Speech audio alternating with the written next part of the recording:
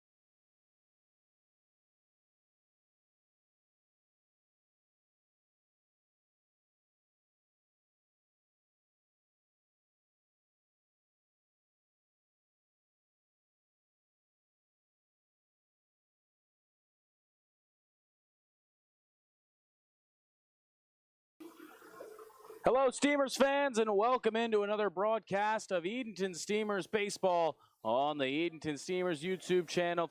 Thank you so much for joining us as the Clams are back in action at historic Hicks Field, welcoming in the Tarboro River Bandits for the first time this season. It's the second matchup between the two, and the River Bandits won that first matchup in Tarboro 10-9 in 10 innings.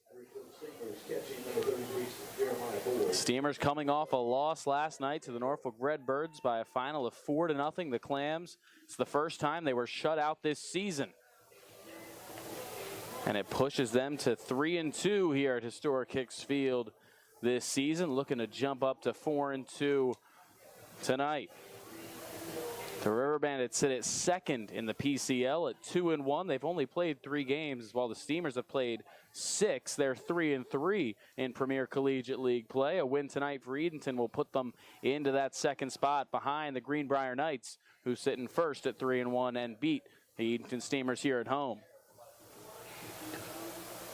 As mentioned in the pregame, Jack Van Doren out on the mound for Edenton tonight. The second left-hander on this team. Came to the Steamers just about 5 days ago from Long Island University. In his first appearance in Norfolk, he threw an inning and struck out the side. It's his first start of the season for Edenton. And he only pitched 5 innings this spring, so we'll see the length he's given by coaches tonight. Delton Stallings and Ashton Roy. Justin Hill for the second straight night coaching State's not here. We expect to see him back Friday.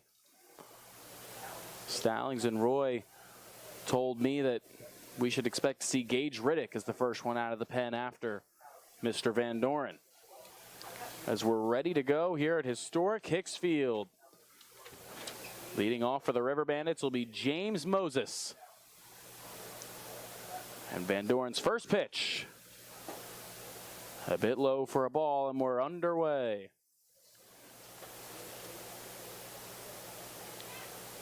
Moses hitting .286 through the first 7 games for the River Bandits. And he watches that one come across for a called strike, 1-1.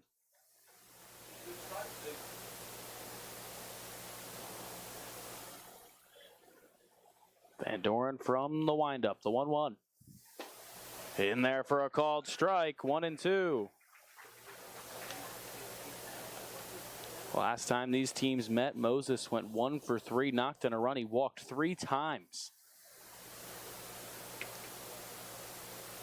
That one goes between the legs of Jeremiah Boyd for ball 2. The count evens up at 2-2. Boyd behind the plate tonight, swapping in and out with Case Kermode every other game. Kermode went last night against the Redbirds, and Boyd back into the lineup and back behind the plate today. Boyd has been the catcher for Jack Van Doren in both of his appearances so far. Swung on, chopped over to first. Tate Abbott, in his first appearance back at the bag in 2 games, makes the opening play and makes the opening out here in the first.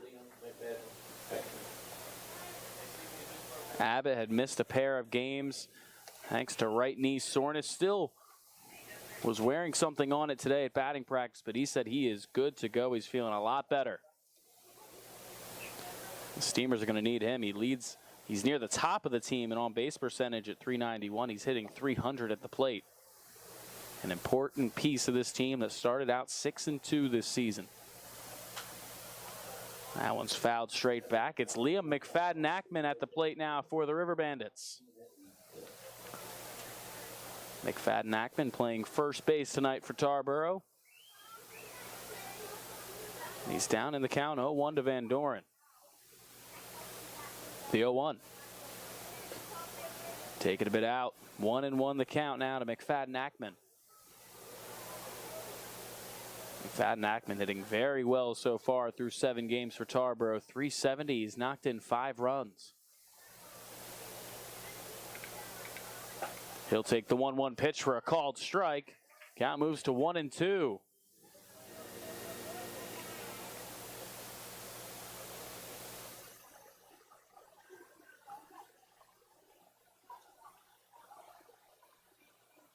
A long stare in from Van Doren. He's got his sign. The 1-2 pitch.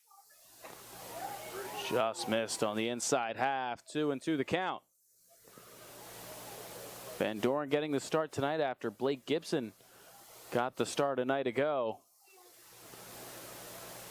Gibson only went 3 innings, but all 4 of the runs scored against him were unearned. A pair of errors and a 4-run second inning for the Redbirds is what was the difference in a 4-0 win for Norfolk. The 2-2. Taken high. Full count now to McFadden-Ackman. Last time these teams met up, remember, it went 10 innings. McFadden-Ackman got 6 at-bats in that game, knocked in a run, and struck out twice.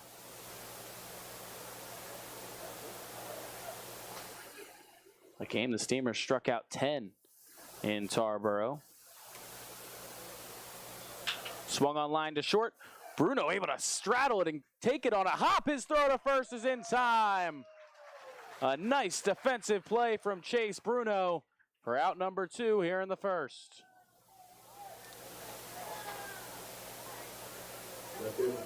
Bruno had an error last night early in the game in that 4-run inning, and he makes a fantastic defensive play there. He's been solid in almost every game defensively for the Steamers. Terrific at the plate and out there at short. How to bring Tyler Dunn to the plate for the first time. He watched the first pitch come across for a called strike, 0-1.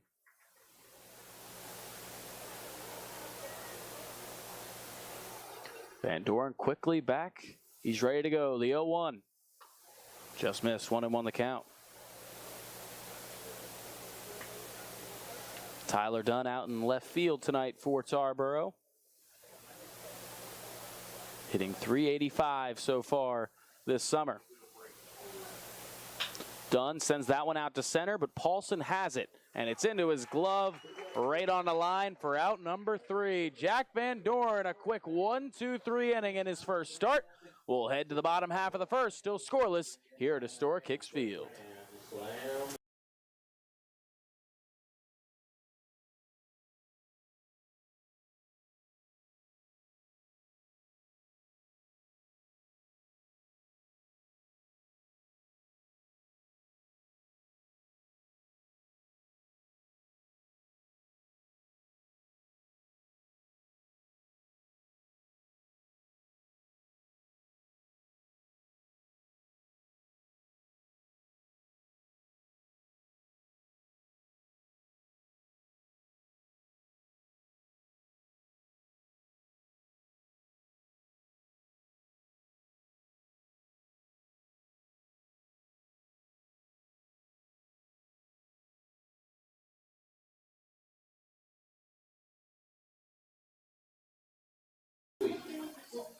The new 2022 Edenton Steamers merchandise has arrived. There are plenty of ways for you to pick up your new Steamers gear. You can visit EdentonSteamers.com and place an order. Stop by Sound Feet Shoes of Edenton or head to the merchandise trailer located behind the first base dugout at Historic Hicks Field.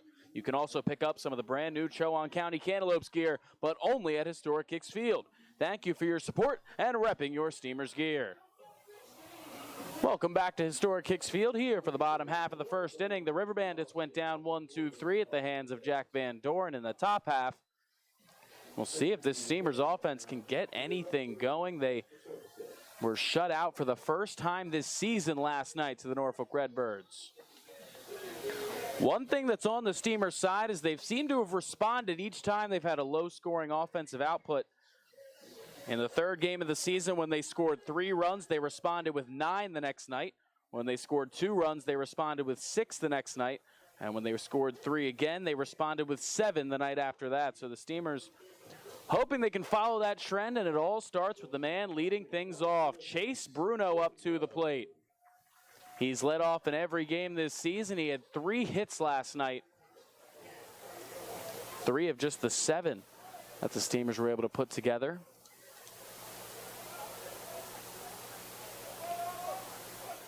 He'll be going against Jack McIntosh on the mound, and his first pitch is swung on and fouled first base side. Giving it a look is McFadden-Ackman. It'll travel out of play. 0-1 the count. Chase Bruno leading the Steamers in just about every offensive category this season. He's hitting .410. He's getting on base at .465. Both leading the team. Also leads the squad with 16 hits. He'll swing at the 0-1 and chop it foul on the third base side. 0-2 now to count to Bruno. When these teams played in Tarboro, Chase Bruno led off the game with a home run. His only home run of the season so far. The 0-2 pitch from McIntosh. Swing and a miss, he got him. McIntosh took something off of that one and starts off his first inning with a strikeout of Chase Bruno. One down here in the first, that'll bring up Bryce Stevens. Stevens came in to pinch hit last night for Houston Wright, went 1 for 2. Getting the start over at second today.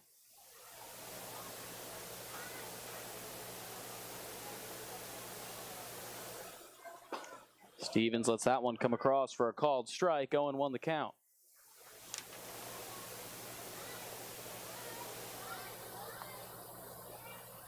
Stevens, it's been a couple of games since he's got a start in the field.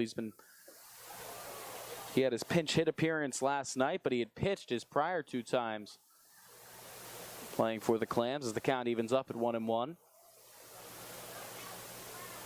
It's McIntosh. He'll ask for a new baseball. And he'll get it. Stevens hitting .158 through 6 games at the plate this season. Just 3 hits and 19 at-bats. Going to add on to that total here tonight. The 1-1. Inside, just missed. 2-1 the count to Stevens. McIntosh out of Pfeiffer University on the mound. His second appearance of the season. Stevens fouls that one away, 2-2.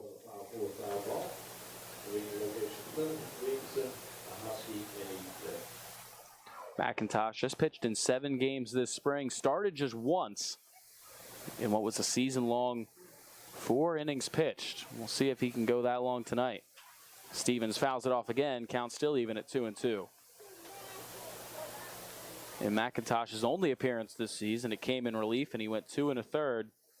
Allowed 3 runs on 6 hits. But tonight, like Van Doren, marks his first start of the summer. A battle of the Jacks on the mound tonight. 2-2. Swung on and lofted out towards left center field. It's high up there. Moses moves over. He'll get under it and make the catch for out number 2.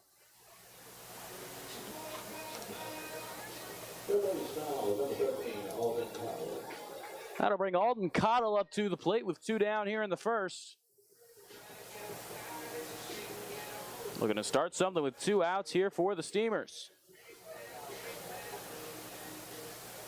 Cottle started last night at second base, eventually moved over to third when Tanner Thatch came into the game to pitch. As Cottle swings at the first pitch he sees, sends it high down the first base line towards foul territory, and coming over from second to make the catch is Hilton. Each team goes 1, 2, 3 in their half of the first. We'll head to the second, still scoreless here at historic Hicks Field.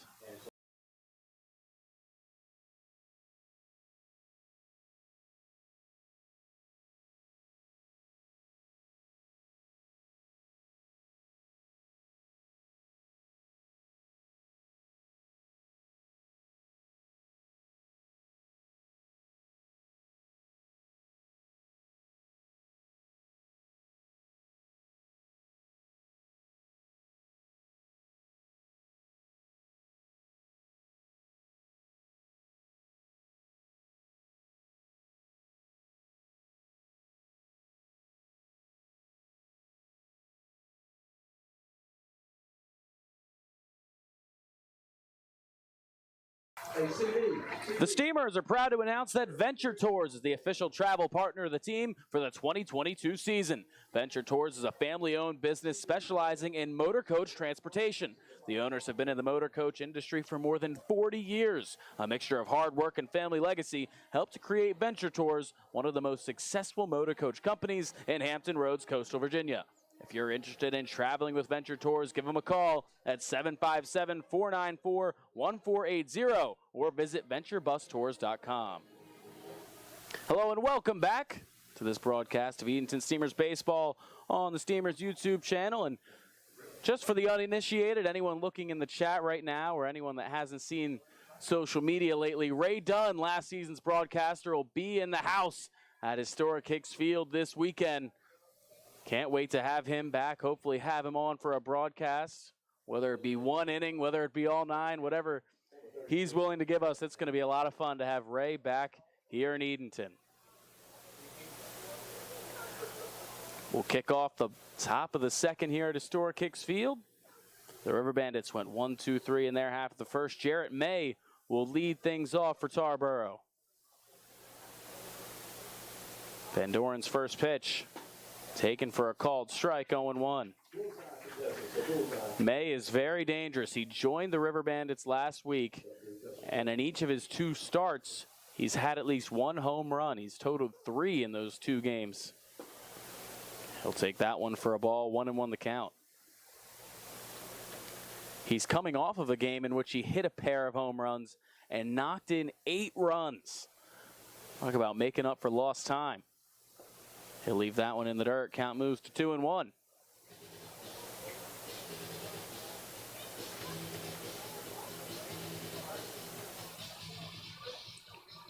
May comes over from Mercer County Community College. Came over a bit late. He was playing in the JUCO World Series, which delayed his arrival in Tarboro. He'll leave that one outside. 3-1 the count. It's the first time tonight Van Doren's gotten behind in a count. He did a good job in the first inning, getting 2 strikes on everybody pretty early. Here comes the 3-1. Swing and a miss from May. Count fills up at 3-2. Van Doren retired the only 3 batters he saw in the first. He's so far set down all 6 he's faced as a Steamer this summer. Looking to continue that here against Jarrett May. The 3-2 pitch. Down low, ball 4. The first base runner of the evening for Tarboro. It's a leadoff walk for Jarrett May here in the second.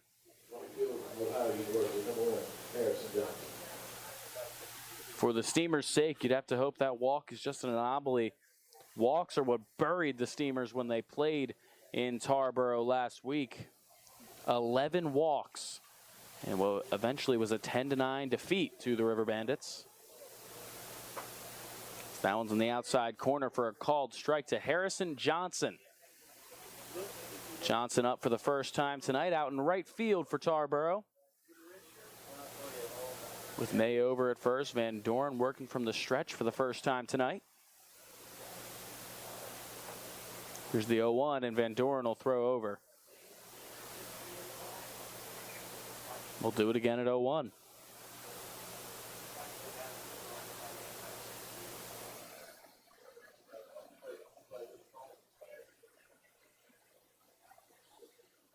Van Doren's got his sign. Here comes the 0-1. Swung on, grounded over towards short. Bruno moves to his right. He'll throw to second for 1. Stevens turn to first, not in time. But Chase Bruno does a nice job picking off the lead runner. The River Bandits still with a runner over at first, but now 1 out here in the second. Hunter McLean up to the plate now for Tarboro, playing third base tonight for the River Bandits. He's up with 1 on and 1 out here in the second.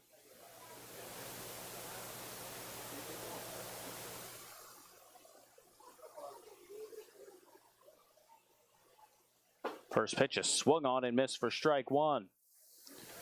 The second inning is where the Steamers got burned last night, allowed 3 hits, walked 1, and had a pair of errors in what was a 4-run second inning for the Redbirds last night. Van Doren trying to avoid the same fate. The 0-1 is bit outside. Count evens up at 1-1.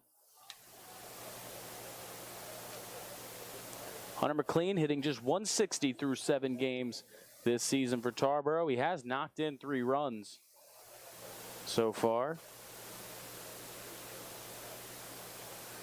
Van Doren will check over at first as Harrison Johnson dives back in safely.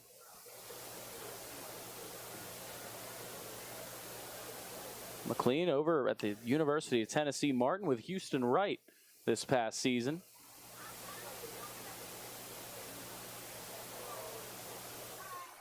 Here's the 1-1. Taking a bit low for a ball. 2-1 the count. Out of McLean.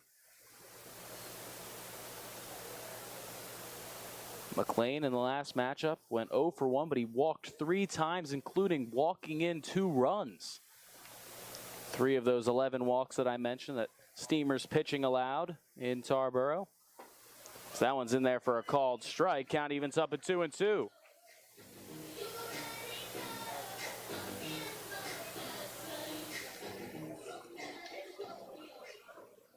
McLean in the River Bandits last game, 1 for 4, scored a pair of runs. Still looking for the River Bandits' first hit tonight. That one's a bit outside. Count fills up at 3-2.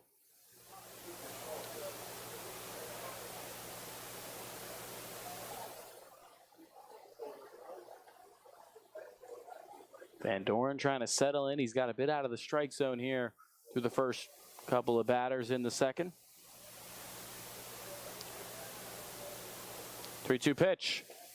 Down low, ball 4, the second walk of the inning for Van Doren. And there's now a pair of runners aboard for the River Bandits.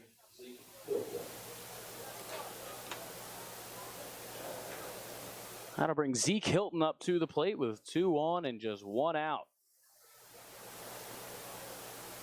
Hilton over at second base tonight for the River Bandits.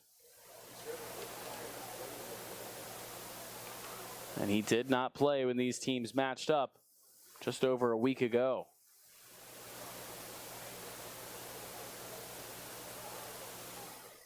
But he's in the lineup tonight. Here's the first pitch he sees. He'll take that one down low for a ball, 1-0.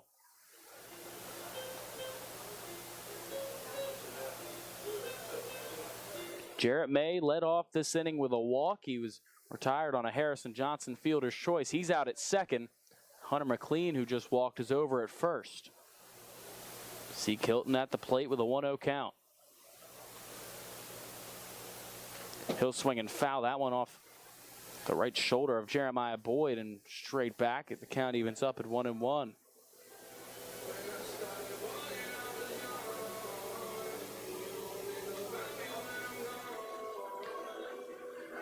Van Doren, once again, we'll see how far he can go tonight. In his first appearance with the Clams, he just went 1 inning. He only pitched 5 at Long Island University this spring and was mainly used as a reliever, as most guys on this pitching staff were only a couple of guys that made multiple starts in their spring season. Here's the 1-1, and Van Doren will turn around, keep Johnson honest at second, and we'll do it again.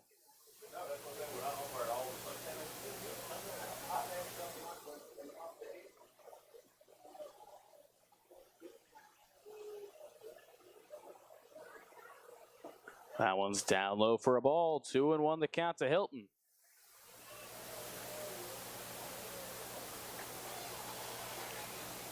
Hilton out of Coppin State University.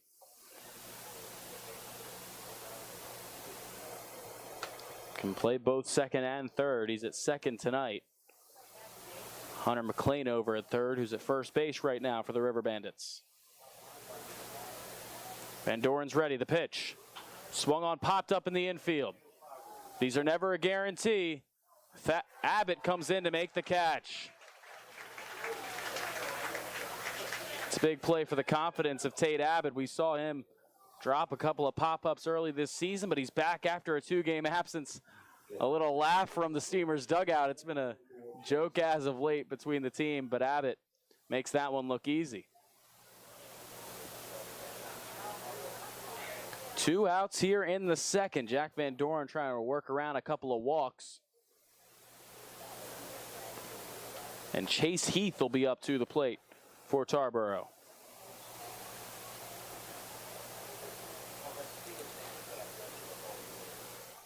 Van Doren will step off, trying to collect himself here. Heath catching tonight for the River Bandits. He'll let the first pitch come across for a called strike. It's 0-1 to Heath.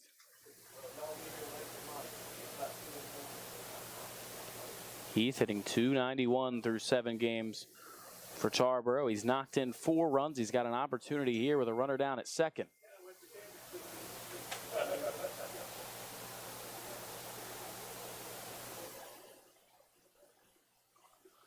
Van Doren, a long peek back at second. The pitch taken for a called strike. 0-2 the count. Jack Van Doren just 1 strike away from working his way out of this second inning. The River Bandits still without a hit, but a pair of walks, has runners at first and second. It's Harrison Johnson at second, Hunter McLean over at first. Chase Heath at the plate. Here's the 0-2. Swung on and fouled back. We'll do it again at 0-2.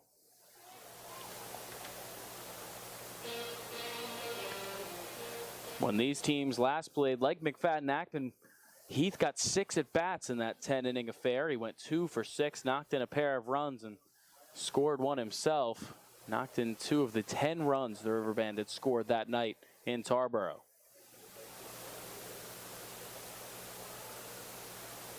The 0-2 pitch.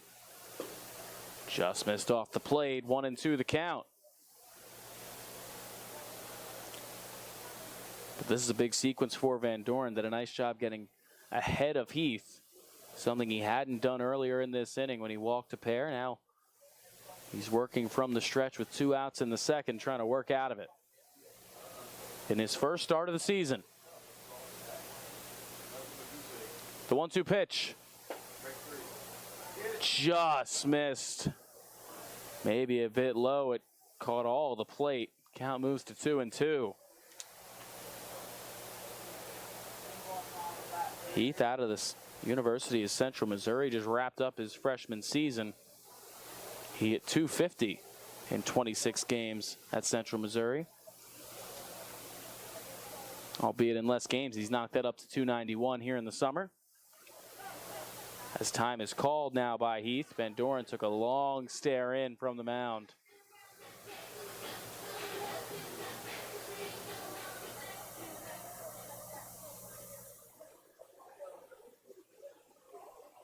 Van Doren digs back in.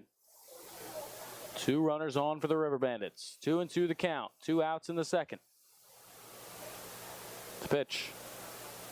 Inside. Count fills up at 3-2.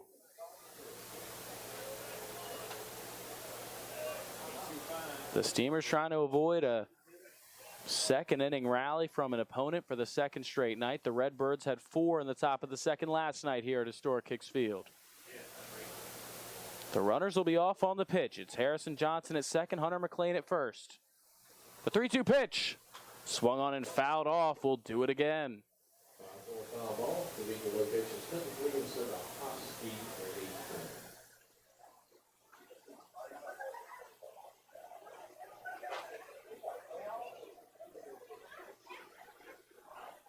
Quite the battle here between Heath and Van Doren.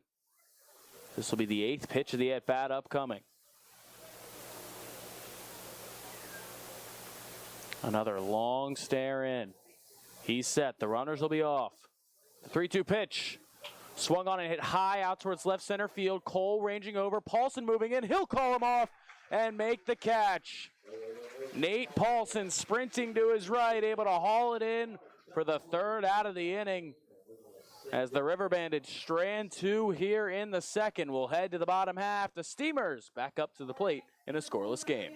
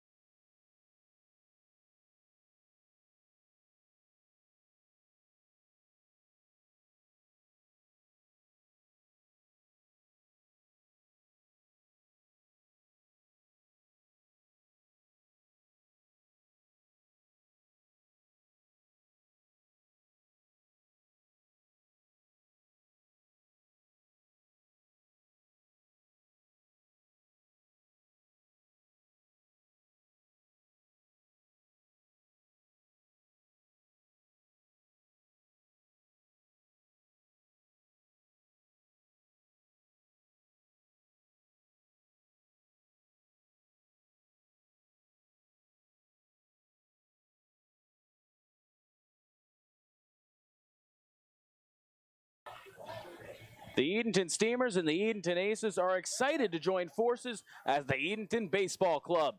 The Edenton Baseball Club's mission is to raise money to benefit historic Hicks Field and contribute to the longevity of our beautiful facility.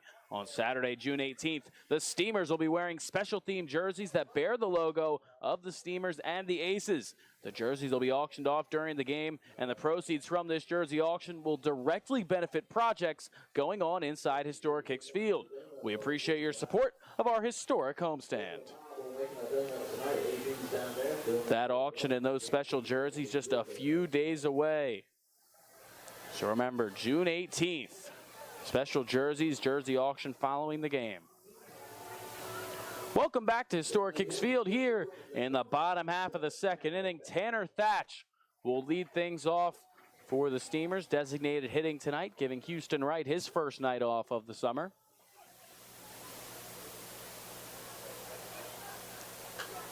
First pitch he sees is fouled straight back, 0-1 the count to Thatch. And it was a busy night last night for Thatch. Got the start over at first. Notched his second hit of the season, but eventually came in to pitch for 4 innings. McIntosh steps off. Those 4 innings on the mound, a bit of a surprise. We weren't sure if we were going to see much of Thatch pitching this summer, but he got the okay. Got to pitch his first 4 innings. As he fouls that one off, 0-2 the count. Thatch, a tremendous two-way player at Perquimans High School, graduated this spring. And it was just yesterday before the game he was named the 1A State Player of the Year. He's down in the count 0-2. Here's the pitch. He'll foul that one off again. Straight back and out of play. We'll do it again at 0-2. Thatch, I mentioned, a tremendous two-way player, but at the plate he is frankly ridiculous. A .533 at batting average in 27 games. And he fouls it off again. Thatch staying alive and running up that pitch count of McIntosh. We'll do it again at 0-2. Thatch reached twice last night, the aforementioned single. He also had a walk. And he'll send that one on a line on one hop to second base. Fielded by Hilton, his throw over to first in time for out number 1 here in the second.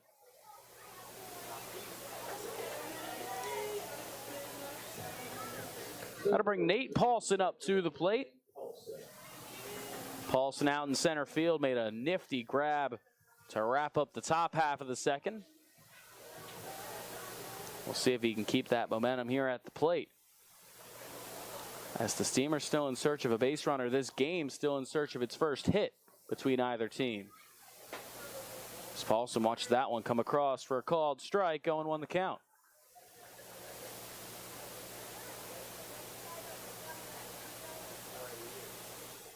McIntosh from the windup, the pitch. Whoa, he lost the handle on that one, flies way over and behind Nate Paulson. Count evens up at 1-1.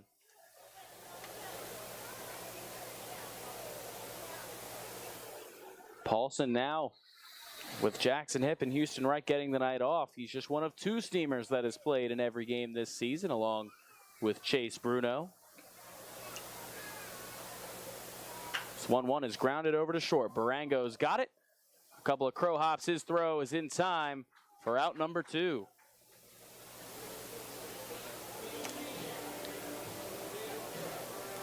Five up, 5 down for the Steamers offense, but maybe the jolt they need coming to the plate. Tate Abbott, after a couple of games off with right knee soreness, back in the lineup today. He got the okay just after batting practice. He said he's feeling good, getting the start back at first. First pitch he sees comes across for a called strike, 0-1 the count. Abbott played the first 7 games of this season, hitting .300. Knocked in a couple of runs in those games. He'll leave that one outside. Count evens up at 1-1.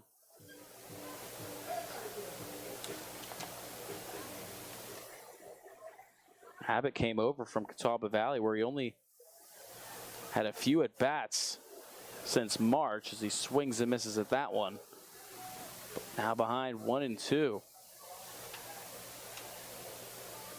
Didn't have many at-bats since March, but he's certainly racked them up here in Edenton. 20 at-bats this summer. No swing and foul. That one straight back. Abbott stays alive. Count remains 1-2.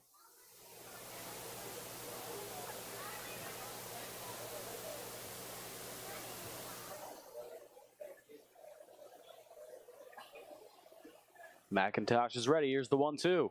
Abbott swings, sends that to the right side. It's fielded on a hop by McFadden Ackman. He'll take it to the mound himself to retire the side. Another 1-2-3 inning for the Steamers offense. We will head to the third, still scoreless here at historic Hicks Field.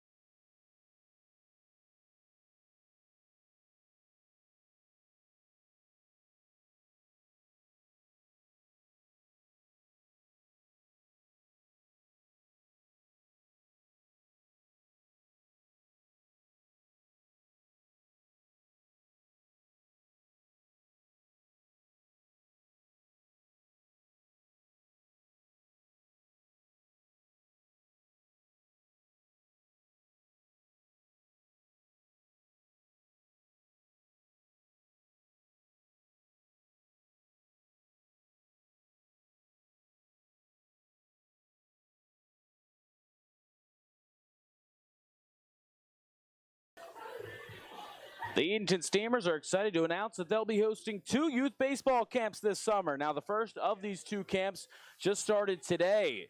This one running from June 15th through the 17th, but the second one that is still available is July 13th through the 15th. Young ball players between the ages of 5 and 13 are welcome. The cost is $100 to register, and your kid will receive first-class instruction from some of the best college baseball players around. Visit EdentonSteamers.com to register today. If you haven't signed up for the first camp, make sure you're able to come out for the second one. It is really a fantastic thing to see. Over 100 kids out here on historic Hicks Field this morning from 9 a.m. to noon. Doing some base running, some hitting in the cage. We even got some scrimmages all throughout the field today. But back to the real game. Top of the third here at historic Hicks Field. Jack Van Doren back on the mound for the Steamers. Beginning his third inning of work, he'll face Ty Barango. Barango watches that one come across for a called strike, 0-1 the count.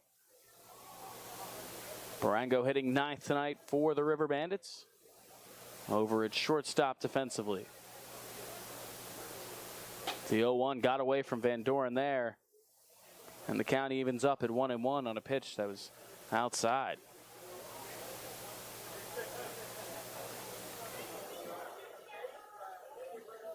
Barango hitting .400 so far this summer. He's knocked in 4 runs. He'll take that one inside, 2-1 the count. He's hitting .400, but he's also walked 7 times in these 7 games, so he's been one of the better River Bandits this season at getting on base, albeit still early. He'll swing at the 2-1 and pop it up first base side, foul territory. Abbott gives chase, and he'll watch that one float out of play as the count will even up at 2-2.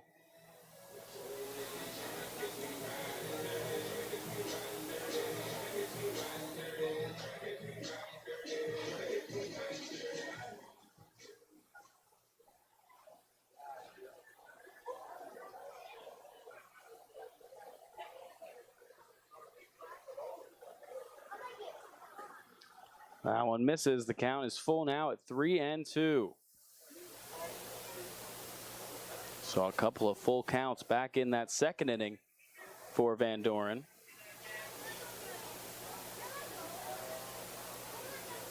He's set. Here comes the 3-2 pitch. Swung on and floated out towards center field. Paulson moves a couple of steps back. He's under it to make the catch for out number 1 here in the third.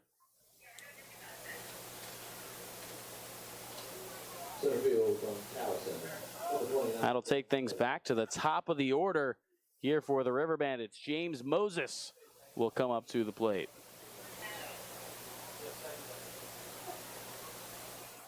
Hey, Adam, we need to report for the Disney band. Adam for the Disney band.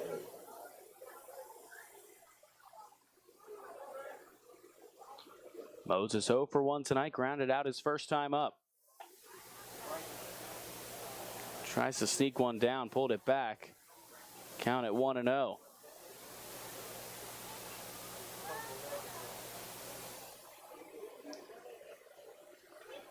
One out here in the third. Van Doren's second pitch to Moses. He shows bunt again. This time it comes across for a called strike. Count evens up at 1-1.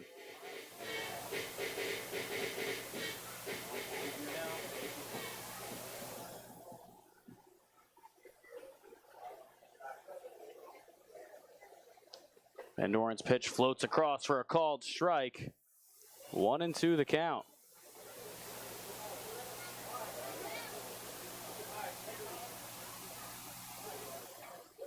Van Doren's ready. The pitch out in front, just fouled it off. Got a piece of Jeremiah Boyd on the way by, and we'll do it again at 1-2.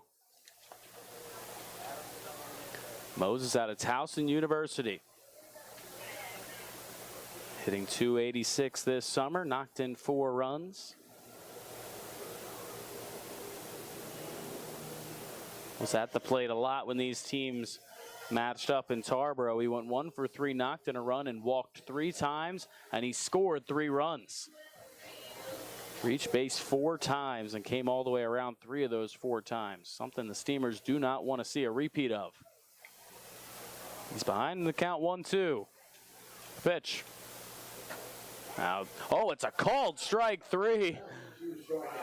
Looks like it might have been a bit outside. The Steamers will take it. It's out number 2 here in the third. It's the first strikeout of the night for Jack Van Doren.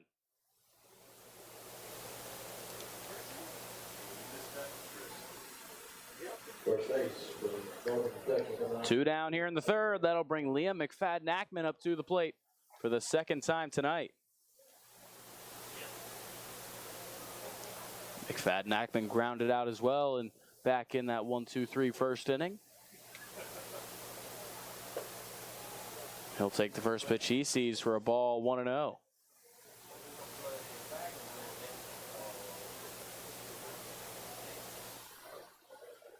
Van Doren still yet to allow a hit. So McFadden-Ackman takes that one for a called strike, 1-1. Each side without a hit up to this point. The Steamers through a couple of at-bats. The River Bandits into the third inning now offensively. The Steamers went into the fourth inning with just 1 hit last night. It was a leadoff single from Chase Bruno. That one is fouled straight back. Count moves to 1-2. Jack Van Doren's his second time through this River Bandits lineup. Trying to keep them unfamiliar in his first start of the season. Just his second appearance for the Steamers. Van Doren's ready.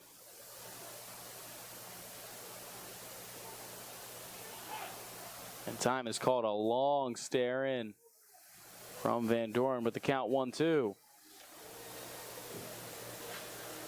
Trying to do whatever he can to throw off McFadden-Ackman, who's hitting .370 so far through 7 games for Tarboro.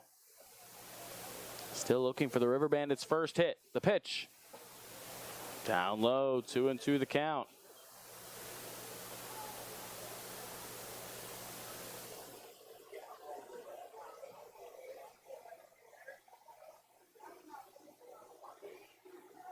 Once again, Van Doren's ready. From the windup, the 2-2. Swung on and hit high out towards left center field. Paulson moving back, sprinting towards the wall. That one's going to one-hop, get up against the wall. Paulson will get it in quickly. Moving into second with a stand-up double is McFadden-Ackman. It's the first hit of the night for the River Bandits. And they've got a man in scoring position with 2 outs here in the third.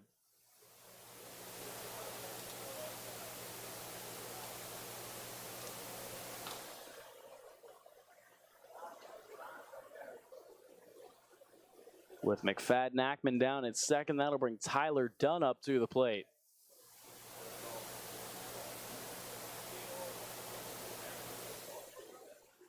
Dunn flew out in his first at bat as Van Doren's back into the stretch.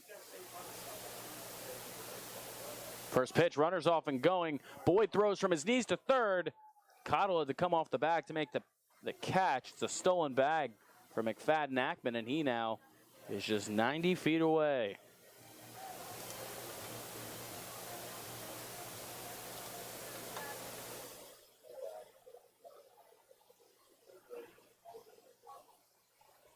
The 1-0.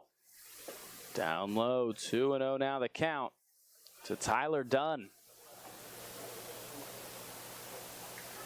Dunn, who flew out his first time up.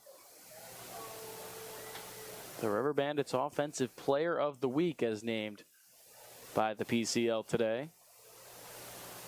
So that one is sent out towards center field. Paulson takes a couple of steps back, and he'll make the catch.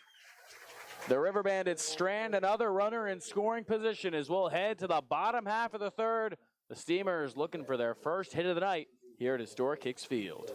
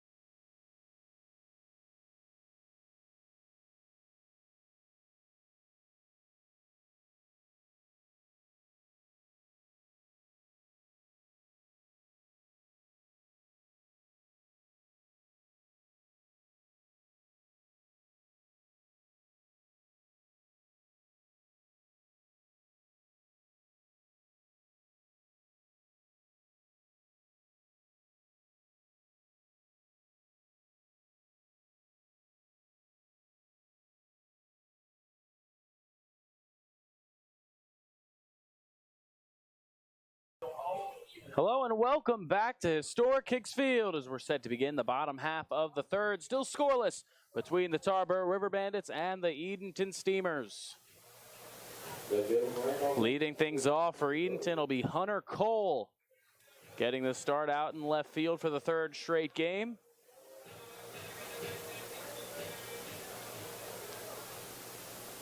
Cole still trying to work back into things this summer. So he's against Jack McIntosh, who's out there for his third inning on the mound. Cole sends one down the line, just foul. Looked like it might have went right over the bag. First base umpire right on it. 0-1 the count.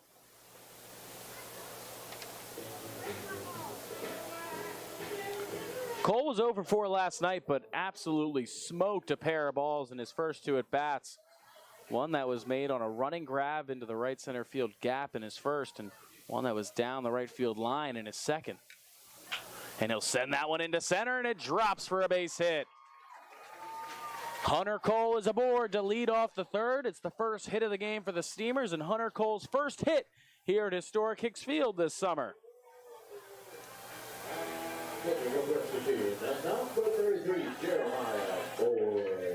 Jeremiah Boyd now comes to the plate for the Steamers, one of the hottest hitters on the team, despite just playing every other game as he swaps with Case Kermode behind the plate.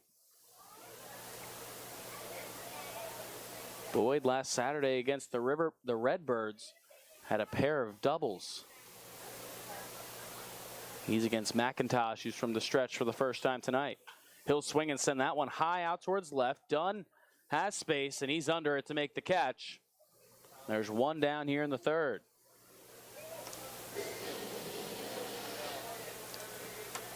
That'll bring Tyler West up to the plate for the Steamers. West getting the start out in right field for Jackson Hipp tonight, who's getting the night off. Wes, good to see him in the starting lineup. We've seen him a majority of the time this season, either as a pinch hitter or a pinch runner or coming in as a defensive sub, but getting the start here tonight. He's up with a runner over at first and one out in the third.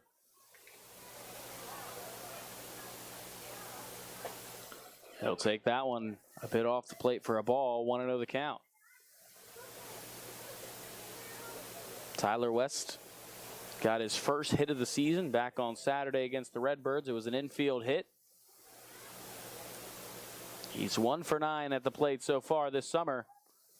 As McIntosh will check on Cole over at first, who's back in safely.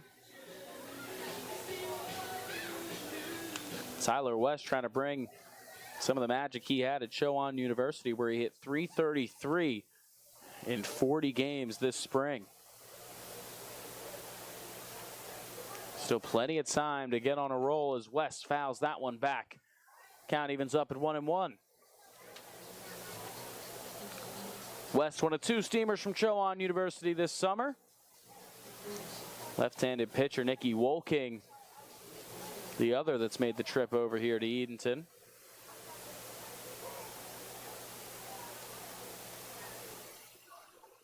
West with the count, 1-1. Hunter Cole over at first. Pitch. West swings and skies that one out towards right. Johnson backing up towards the track, and he'll make the catch on the move for out number 2 here in the third.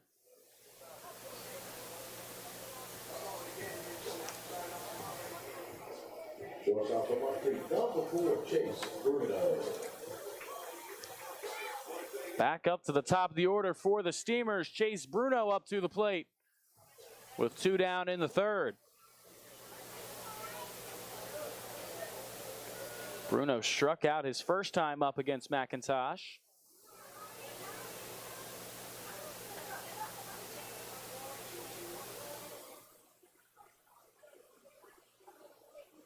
A long stare in from McIntosh. Here's the first pitch. Swung on and floated out towards right by Bruno, moving over from second base to make the running catch is Hilton. That's the second time we've seen him run from second base towards the right field line to make a catch. And that'll wrap up the third inning. Still scoreless here at Historic Hicks Field. We'll head to the fourth.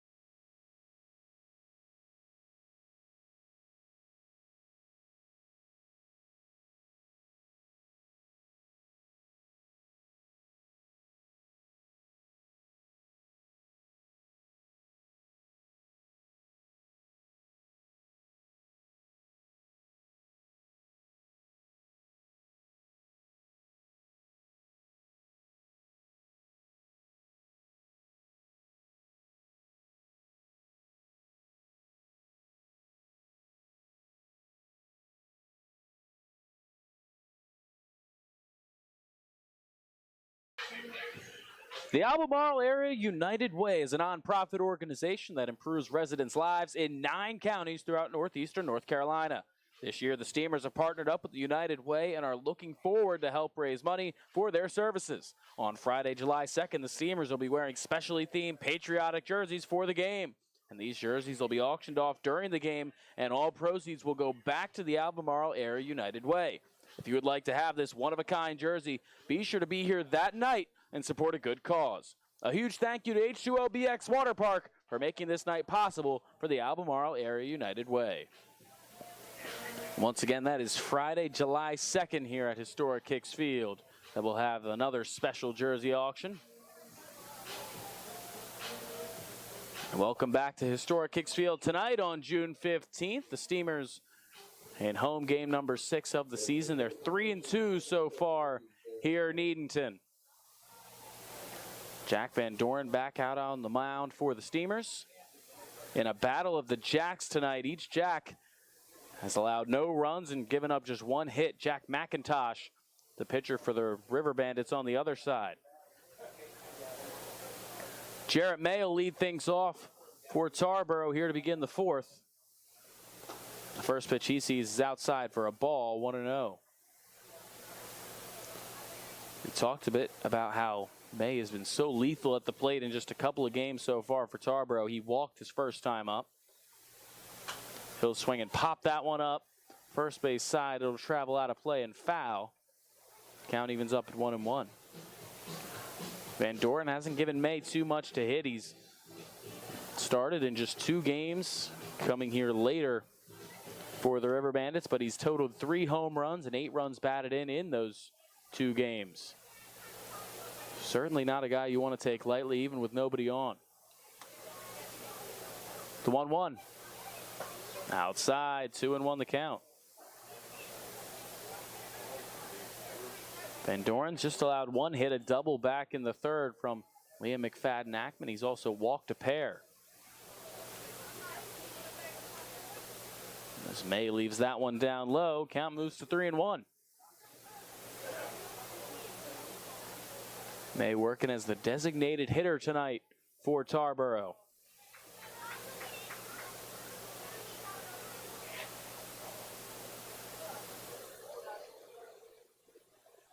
Here comes the 3-1 from Van Doren. Swing and a miss for strike 2. Count fills up.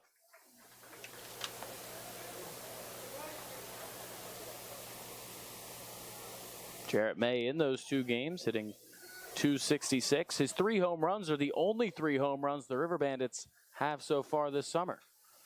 As he fouls that one straight back, we'll do it again at 3-2.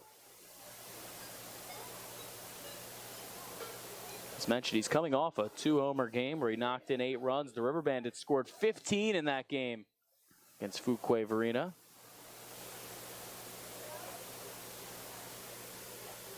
Here comes the 3-2 from Van Doren.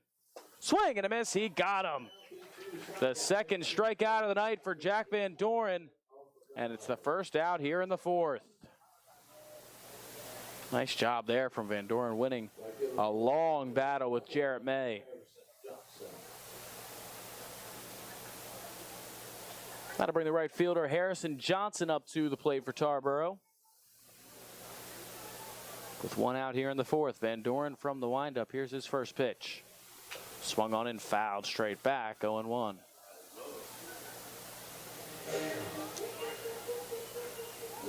Harrison Johnson grounded into a fielder's choice his first time up. It was nearly a double play, but some nice speed to beat out the throw to first. Here's the 0-1. Inside for a ball, 1-1 the count.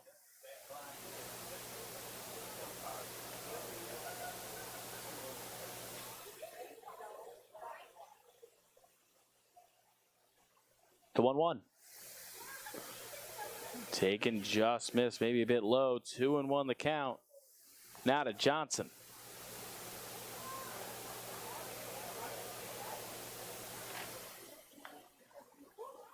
Johnson went 1 for 5 in their last game against the Twins. Knocked in a couple of runs. He'll line that one out to center field. That'll get down for a base hit. Nate Paulson cuts it off towards the gap. It'll just be a single for Harrison Johnson with 1 out here in the 4th. The second hit of the night for the River Bandits, and that'll bring up Hunter McLean.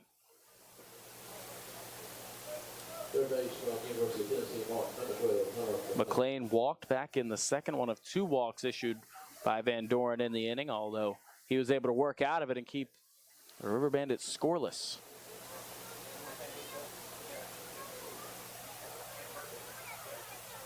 Van Doren a long stare in with a runner over at first. First pitch, swung on, popped up first base side, foul. It'll drift out of play. The count will go to 0-1 to McLean.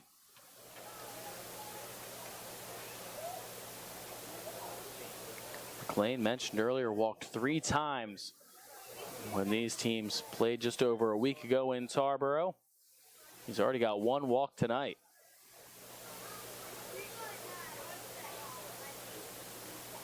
And Van Doren will throw over to first. Keep Harrison Johnson close to the bag.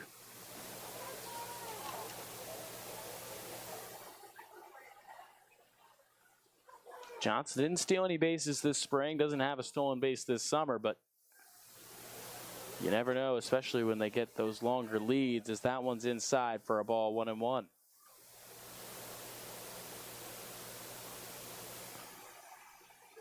Van Doren working into his 4th inning here in his first start, nearly totaling his pitch total at LIU. So this one comes to the plate and it's a bit low. 2-1 the count. Van Doren just pitched 5 1/3 at Long Island University this spring. Albeit one of the younger guys on the team, had a lot of guys ahead of him, could be an impact player there next season. 2-1 is sent down the left field line and foul. And that'll even things up at 2-2. Van Doren on the mound out of LIU. Hunter McLean, the University of Tennessee Martin. Struggled to end the spring season. His last hit came on April 1st.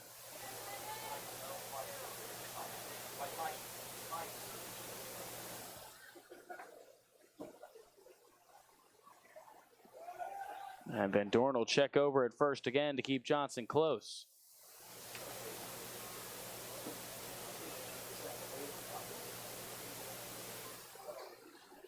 McLean just 1 hit so far this summer. And a 2-2 count. Here's the pitch. Swung on, chopped over to short. Bruno moves in. His quick throw to second is in time for 1, over to first, and he beat it out. The Steamers nearly pull off a double play, but Hunter McLean able to leg that one out as Harrison Johnson is gunned down at second. That'll bring Seek Hilton up to the plate for the 2nd time tonight with 2 down here in the 4th. A runner over at first.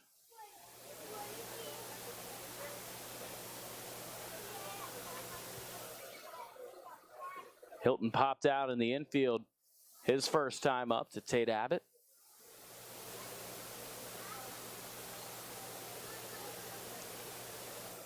Van Doren a long look over at McLean at first.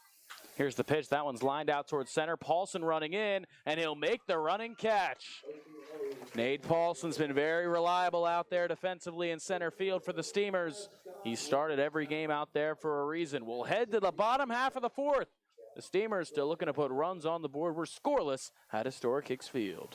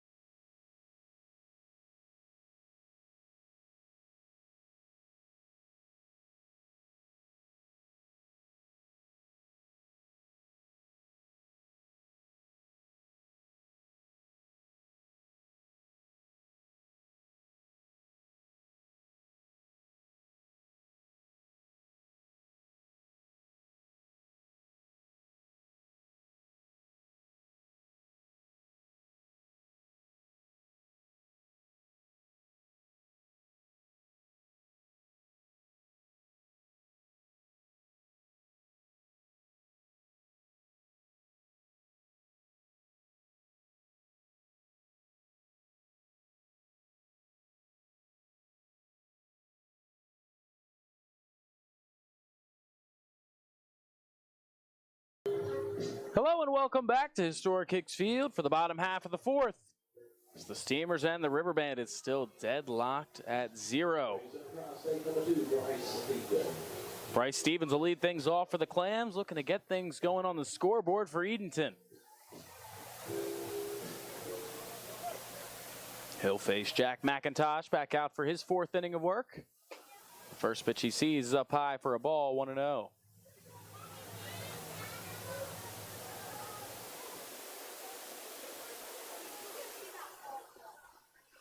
McIntosh is ready. Here comes the 1-0. Taken for a ball, 2-0 the count. Stevens was the last hitter to knock a run in for Edenton. Currently working on 12 straight scoreless innings are the Clams. He knocked in a run back in the 9th inning on Saturday against the Redbirds. So foul that one off. Count moves to 2-1.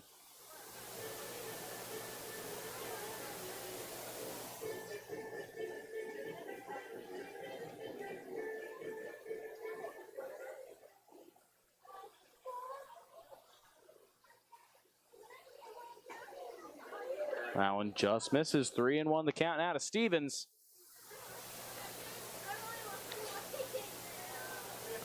Stevens flew out his first time up against McIntosh.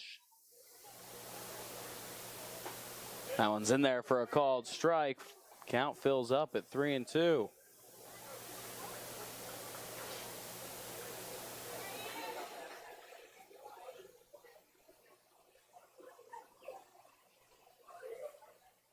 Stevens just fouls that one off the plate. We'll do it again at 3-2.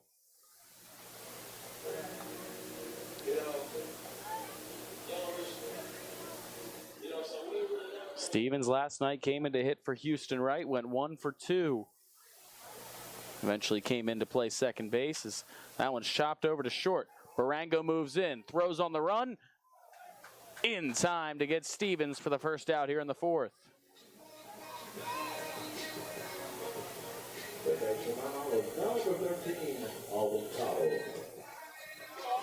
Alden Cottle up to the plate here with 1 out in the 4th.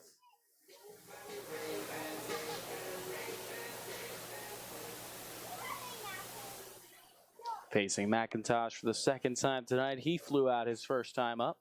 Swings at the first pitch, grounds it over to Barango. He'll try for the second out, and he's got it.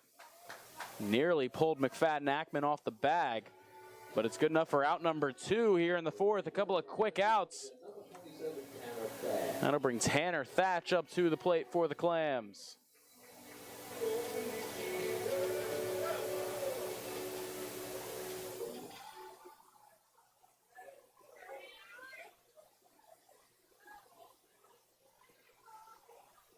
Thatch watches the first pitch come across for a called strike, 0-1.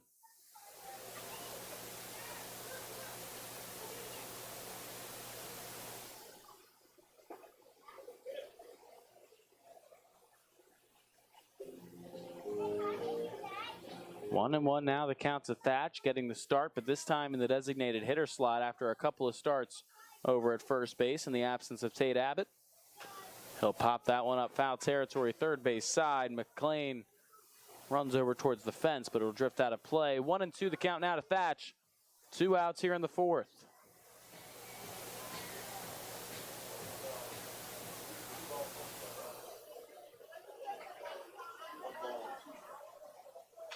Thatch just got a piece of it, fouls it straight back. We'll do it again at 1-2.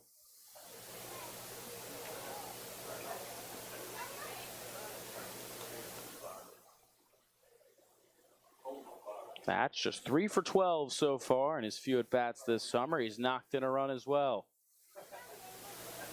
The 1-2 pitch. Swung on, hit hard down the right field line. That'll get down for a base hit. It'll go all the way to the wall. Thatch rounding first. Johnson picks it up and right. He'll get it in. Thatch slides into second with a big 2-out double.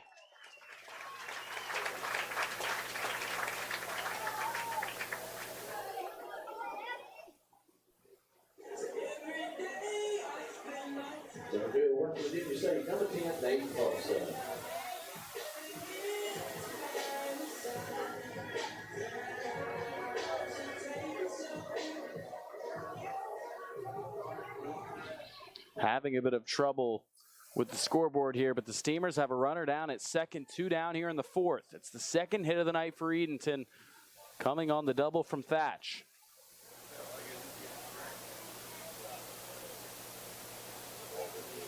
Nate Paulson at the plate. He'll swing at the first pitch he sees and pop it up in the infield. Heath, the catcher, moving under it, and he makes a basket catch. An underhand grab from Heath will wrap up the 4th inning. The Steamers strand Thatch out at second. Will head to the 5th. Still scoreless at historic Hicks Field.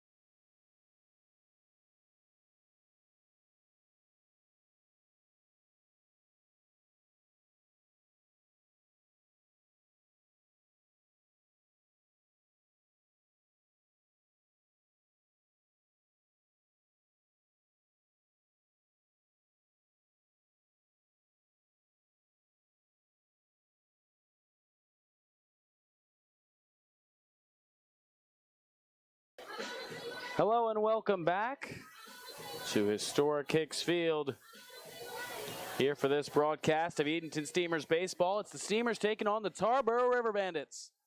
Still trying to get the scoreboard back, but we're in the top of the 5th inning in a 2-2 game. Or a 0-0 game, 2 hits apiece, pardon me. It's Jack Van Doren back out on the mound for his 5th inning of work.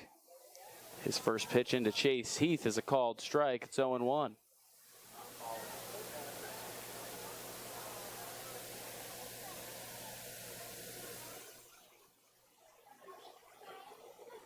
The 0-1 from Van Doren. Swung on and fouled away by Heath. Now he's down 0-2.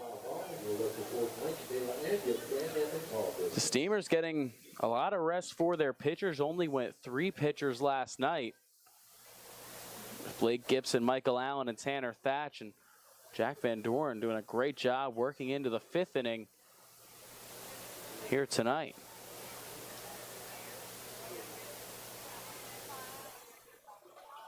That one's in the dirt for a ball. 1-2 now the count to Heath, the leadoff man here in the 5th.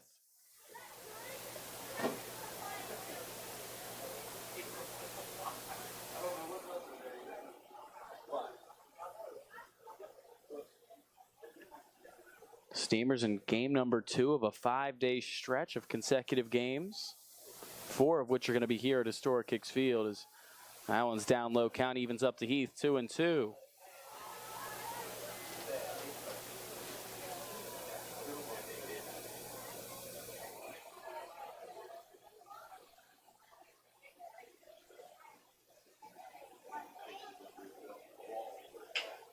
That one's grounded over to the left side. Bruno is able to knock it down with a diving effort, but he's unable to come up with it and make the throw as Heath will be into first.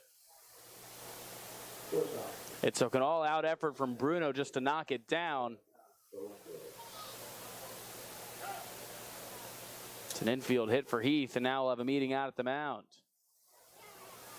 The leadoff man aboard for the River Bandits. Once again, it's Ashton Roy making these mound trips for the Steamers. Head coach Justin Hill coaching state games for most of this week. We expect to have him back on Friday. It's Delton Stallings and Ashton Roy, the 2 assistant coaches, out for Edenton today. And that'll be it for Jack Van Doren.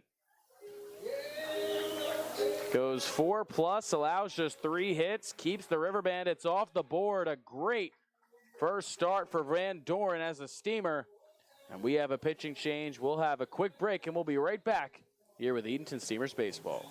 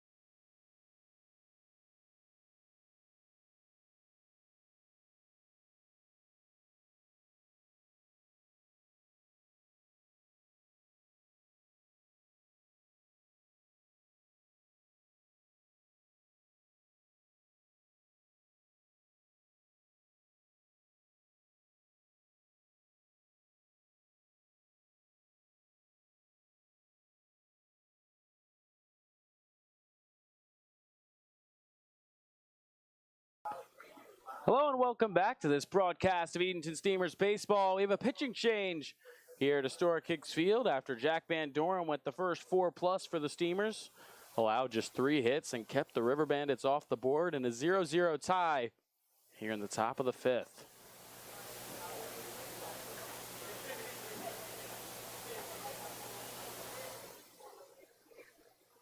It's Chase Heath over at first for the River Bandits, who had a leadoff infield hit. It's the first pitch to Tarboro goes up high for a ball, 1-0.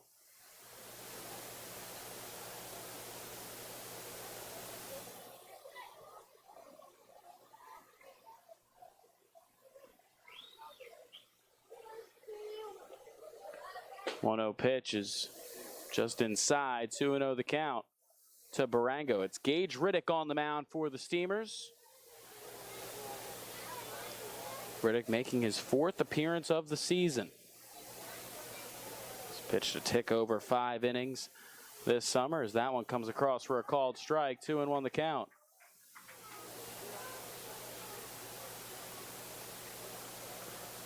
Top of the 5th inning, 2-1 to Barango, runner over at first.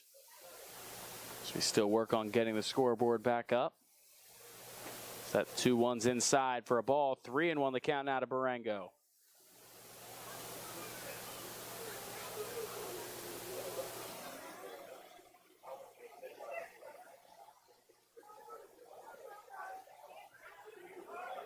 Runners off, swing and a miss. No throw from Boyd. This count fills up at 3-2. It's a stolen base for Chase Heath. The second stolen base of the night for the River Bandits. There's now a runner down at second with nobody out.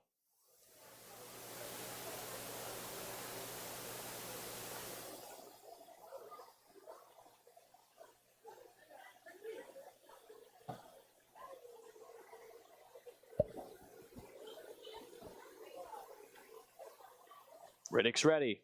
The 3-2 pitch to Barango. Swung on and fouled straight back. We'll do it again.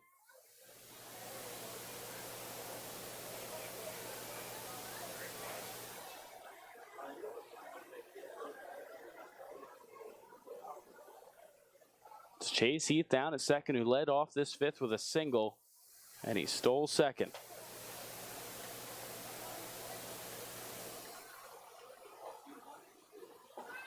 That one's in there for a called strike 3. It's Riddick's first strikeout. He rings up Barango for the first out here in the 5th. A big out for Gage Riddick in relief of Jack Van Doren.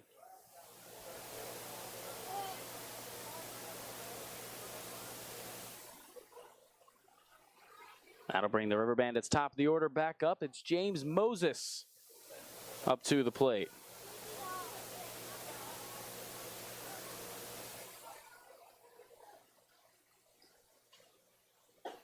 That one's up high for a ball, 1-0.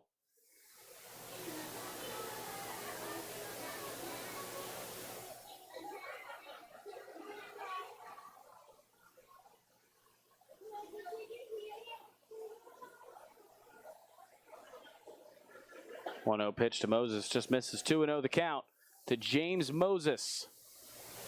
Moses 0 for 2 tonight. He's got a runner down at second and 1 out here in the 5th. Scoreless between the Steamers and the River Bandits.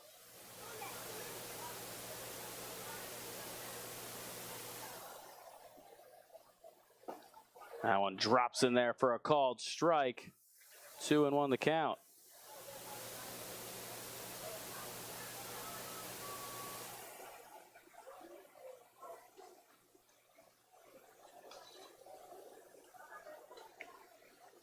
Two and 1 the count to Moses. Riddick's pitch is swung on and missed for strike 2. 2-2 the count.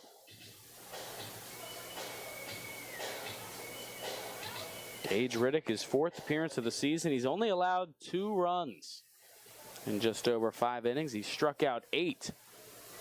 Make it 9 with the strikeout of Barango to begin this inning.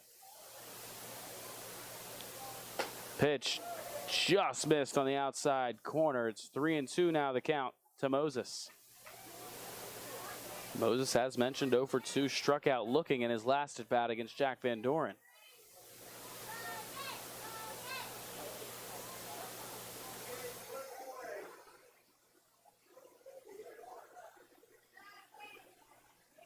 A long stare in from Riddick. 3-2 the count. Pitch, runners off and going. Swung on, floated out towards left center field. That ball's going to drop in for a base hit. Coming around to score is Heath, who got a head start. He was stealing on the play. A little hit and run for the River Bandits. As James Moses knocks in the first run of the night. It's Tarboro out ahead, 1-0.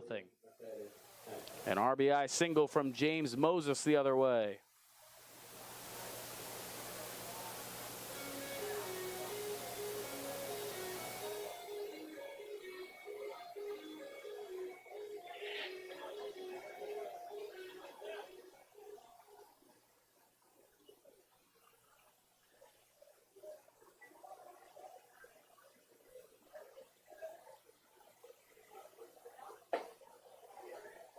First pitch to McFadden. Ackman just misses for a ball, 1-0.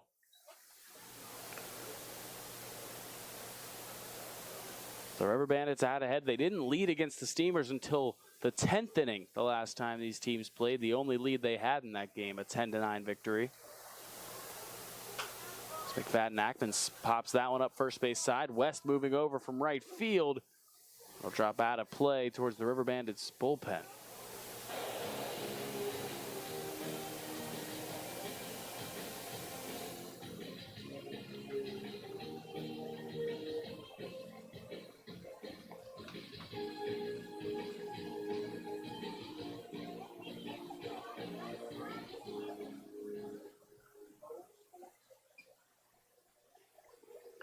One and one the count now to McFadden Ackman, who doubled in his last at bat. He's got Moses down at first, who just knocked in the first run of the game for the River Bandits.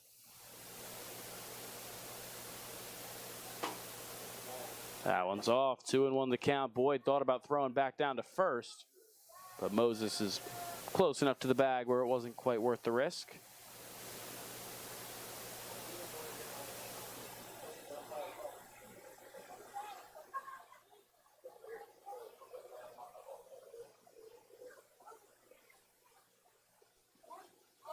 Pitch, runners off and going. That one's off for a ball, thrown down to second. Another stolen base. This time it's Moses.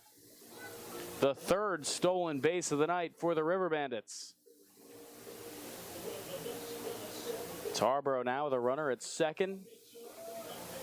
Already leading this game 1-0 with a run here in the fifth.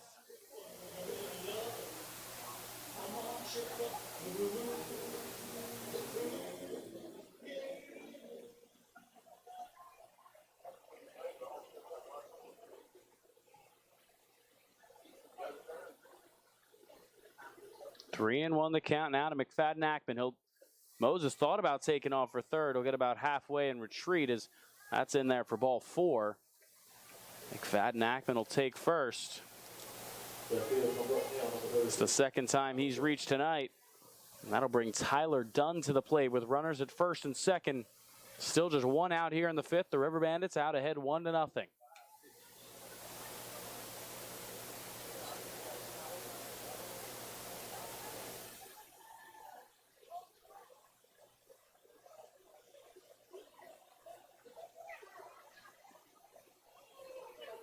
Gage Riddick. His first pitch misses for a ball, 1-0. Riddick pitched when these two teams met. He went 2 1/3 inning back when the Steamers took a visit to Tarboro, allowed a couple of runs on 4 hits. He did strike out 4 as that one's across for a called strike, 1-1 the count.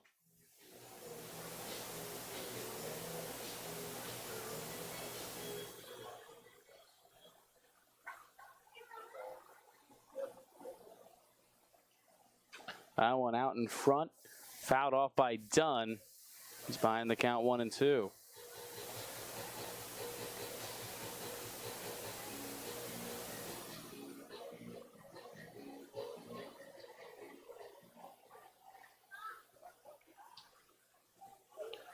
One and two the count, one out here in the fifth. Runners at first and second for the River Bandits. Riddick's pitch. Swung on, hit out towards left center field. That's going to get down for a base hit. Moses at around third. He's heading for home. Cole's throw goes towards third, where McFadden Ackman is sliding in safely. Runners at the corners for the River Bandits. It's an RBI single for Tyler Dunn. The second run of the inning, and it is 2-0 Tarboro.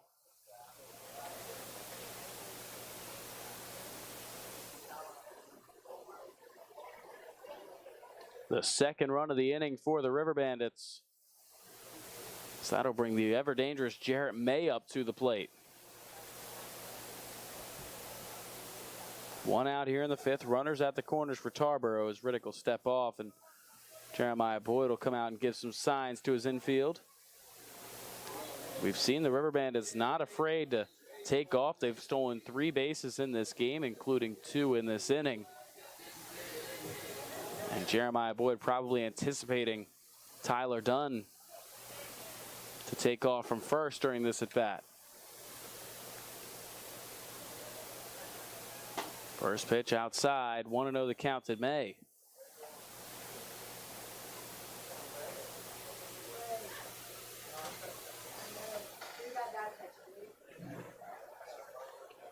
Want to know the count to May, who had a pair of homers in his last game against the Twins. The 1-0 pitch, and he skies that one and foul and out of play. Count evens up at 1-1.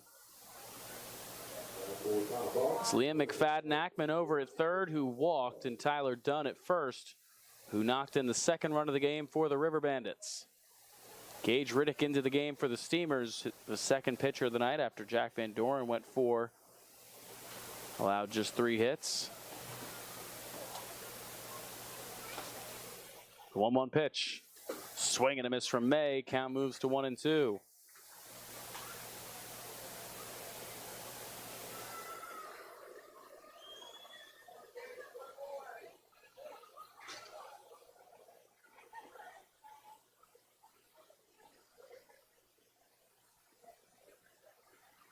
A swing and a miss. May strikes out for the second time tonight. A big strikeout for Gage Riddick. And it's out number 2 here in the fifth. Ohio University, #1 Harrison Johnson.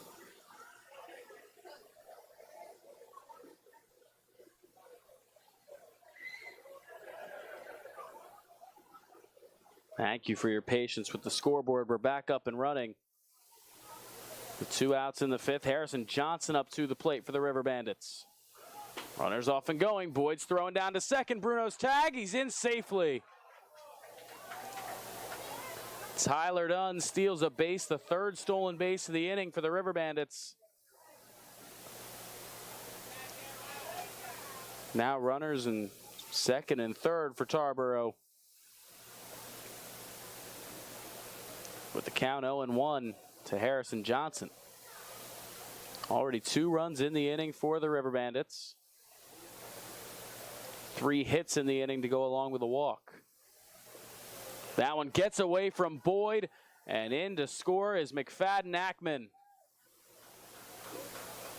That one down in the dirt off the glove of Jeremiah Boyd. And it is now 3-0 Tarboro as Tyler Dunn advances to third on the ball that got away. This one's starting to resemble the second inning last night when the Redbirds put up 4 in the top half of the second for the only runs of the game. Tarboro working on 3 runs here in the top of the fifth. That one's taken for a called strike. 1-2 now the count.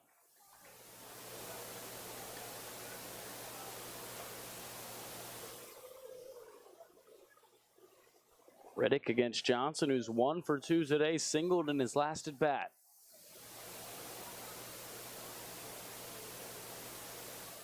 The 1-2 pitch. In the dirt, Boyd able to stay in front of that one. Count evens up at 2-2.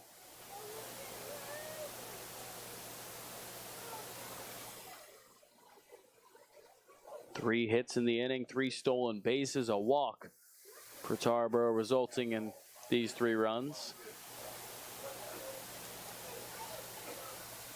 The 2-2. A check swing and it's fouled. Down the third base side, now to play. We'll do it again at 2-2. Johnson again 1 for 2 today. Came into this game hitting .240. 1 for 5 in the River Bandits' last game against the Fuquay Varina Twins. We're even at 2-2. Here's the pitch. Floats in there just high. 3-2 now the count to Johnson.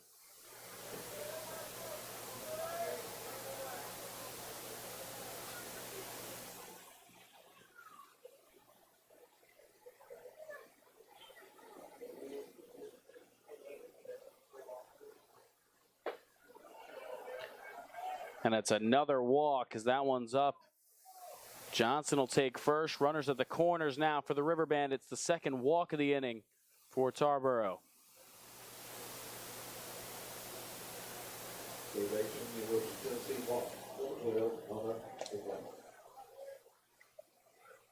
Second time Johnson has reached base tonight, and that'll bring Hunter McLean up to the plate.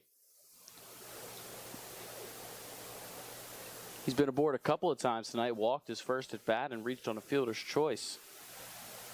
And at bat number 2. That one's up high. 1-0 now the count.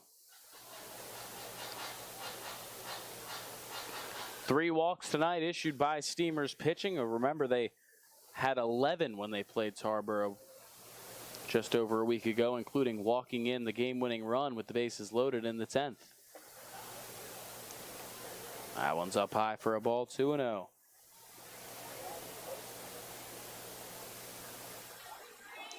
Riddick trying to settle in relief of Jack Van Doren. With runners at the corners for the River Bandits. The 2-0 pitch is up high, 3-0 now the count to McLean.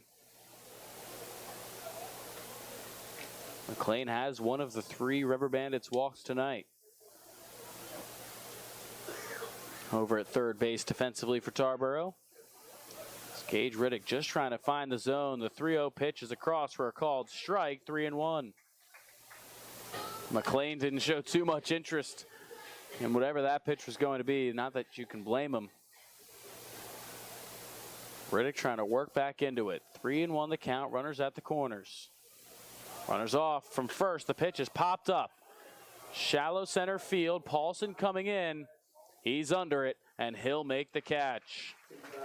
The River Bandits put 3 on the board in the top half of the 5th. We'll head to the bottom of the 5th. The Steamers trail 3-0.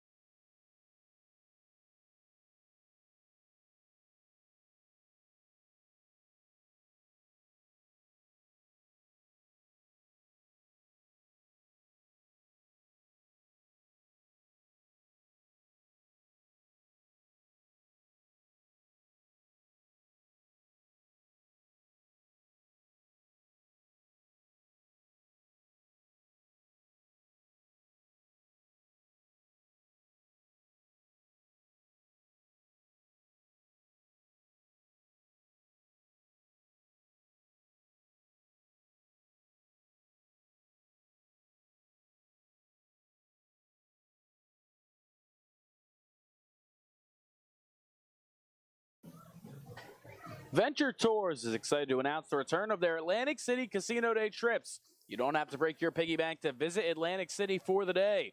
Tickets are $85 and you must be 21 years or older to participate. The trip includes $35 in free slot play at Resorts Casino. These Saturday trips offer exciting escorted trips where you can ride in comfort and luxury. If you're interested in traveling with Venture Tours, give them a call at 757-494-1480 or visit VentureBusTours.com. Venture Tours, the official travel partner of the Steamers for the 2022 season. Hello and welcome back to Historic Hicks Field here in the bottom half of the 5th. Tate Abbott leading things off for Edenton. Still against Jack McIntosh into the 5th inning. Abbott takes that one on the outside corner, 0-1 the count. Abbott grounded out on a hard hit ball over to first in his first at bat. That one just missed. 1-1 now, the count to Abbott, who's back from a 2-game absence after some right knee soreness. 1-1 pitch, Abbott out in front.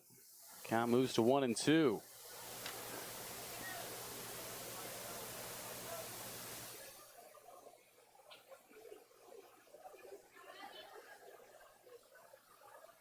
McIntosh will step off.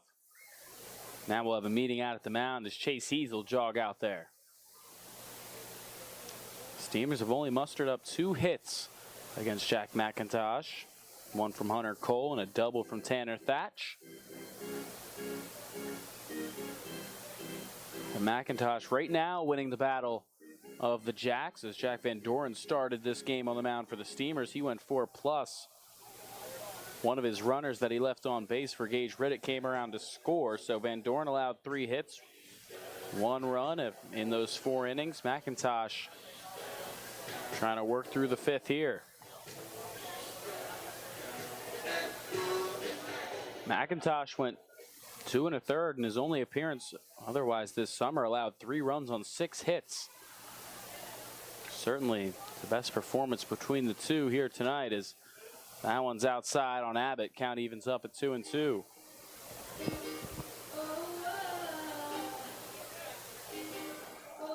It'll be Tate Abbott, Hunter Cole, and Jeremiah Boyd for the Steamers. Guaranteed to hit here in the 5th as the Steamers working on 13 straight scoreless innings after being shut out last night. 2-2 pitch, chopped first base side and foul by Abbott. We'll do it again at 2-2. And another meeting out at the mound. Heath out there for the 2nd time in this at bat to chat with Jack McIntosh. And an extended visit here as Heath will finally retreat to the mound. The home plate umpire didn't have to go out that time to break anything up.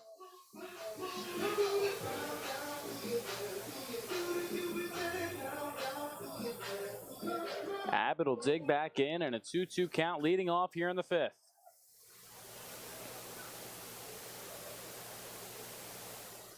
McIntosh from the windup, the pitch. Abbott floats that one out to right field and in for a base hit. A softly hit single into right to lead off the 5th from Tate Abbott. It's his first hit in his return, and that'll bring Hunter Cole up to the plate. Cole notched the first hit of the night for the Steamers with a single back in the 3rd. Just 1 of 3 total hits for Edenton today.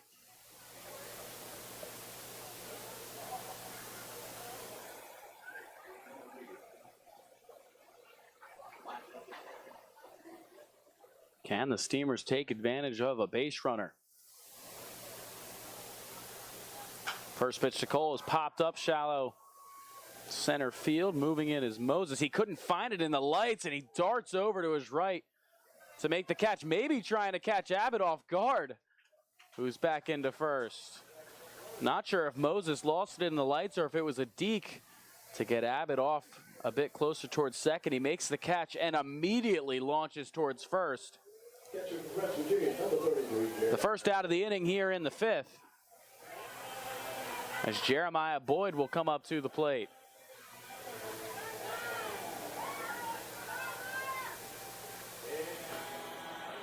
Boyd 0 for 1 so far tonight. Flew out in his first at bat. The Steamers not much success the 2nd time through the order against McIntosh. As opposed to 1 hit they got the first time through, they've got 2 hits so far. As Boyd swings and misses at the first pitch he sees, he's down 0-1.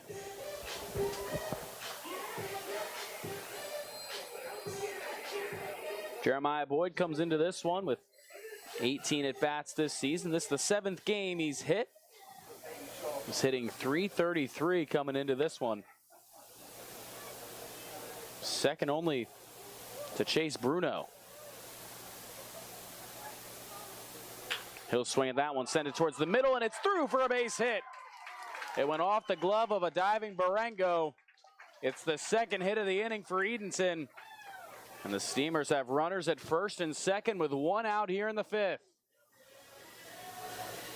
Trying to respond to what was a 3-run top of the fifth for Tarboro. Tyler West up to the plate now for the Steamers.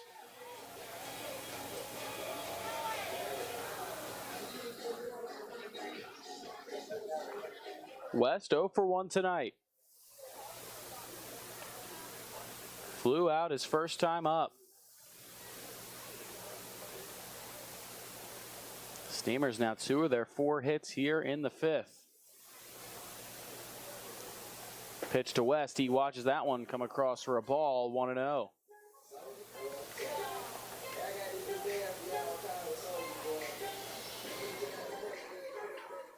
Tyler West 1 for 10 so far at the plate this season. This is 7th game, but really one of only a second start of the season.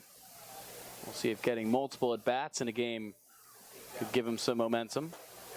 He'll watch that one come across for a called strike. 1-1 the count to West.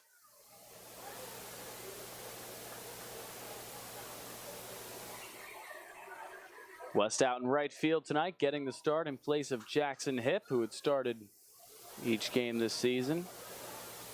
Hipp and Houston Wright both not starting tonight, but are available to pinch hit, according to assistant coach Ashton Roy. As that one's inside to West, 2-1. West up with 2 aboard. It's Tate Abbott down at second, who led this inning off with a single. And Jeremiah Boyd over at first, who also singled. Jack McIntosh on the mound, working through his 5th inning. The 2-1 to West. Outside, 3-1 the count. West hitting 9th for the Steamers. If he can work his way into a walk or a hit, he'd be bringing up the top of the order for Edenton. Trailing by 3, the Steamers haven't scored in 13 consecutive innings.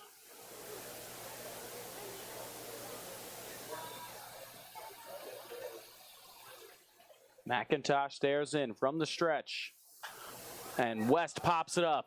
Infield right side. Hilton, the second baseman, moving under it, and he'll make the catch for out number 2. A big out here for the River Bandits. That'll bring Chase Bruno up to the plate for the 3rd time tonight. Bruno 0 for 2 this evening for the Clams. Struck out his first time up, flew out in at bat number 2. The man with the most hits on the team and the highest batting average, with a couple of men aboard here in the 5th. The exact guy you'd want at the plate.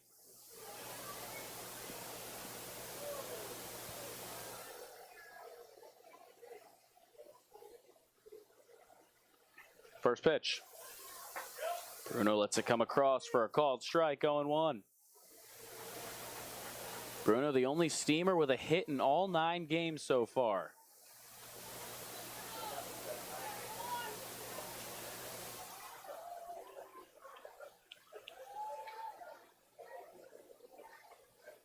The 0-1. Bruno lines that one foul down the left side. He's now behind 0-2. He's a bit out in front of that one.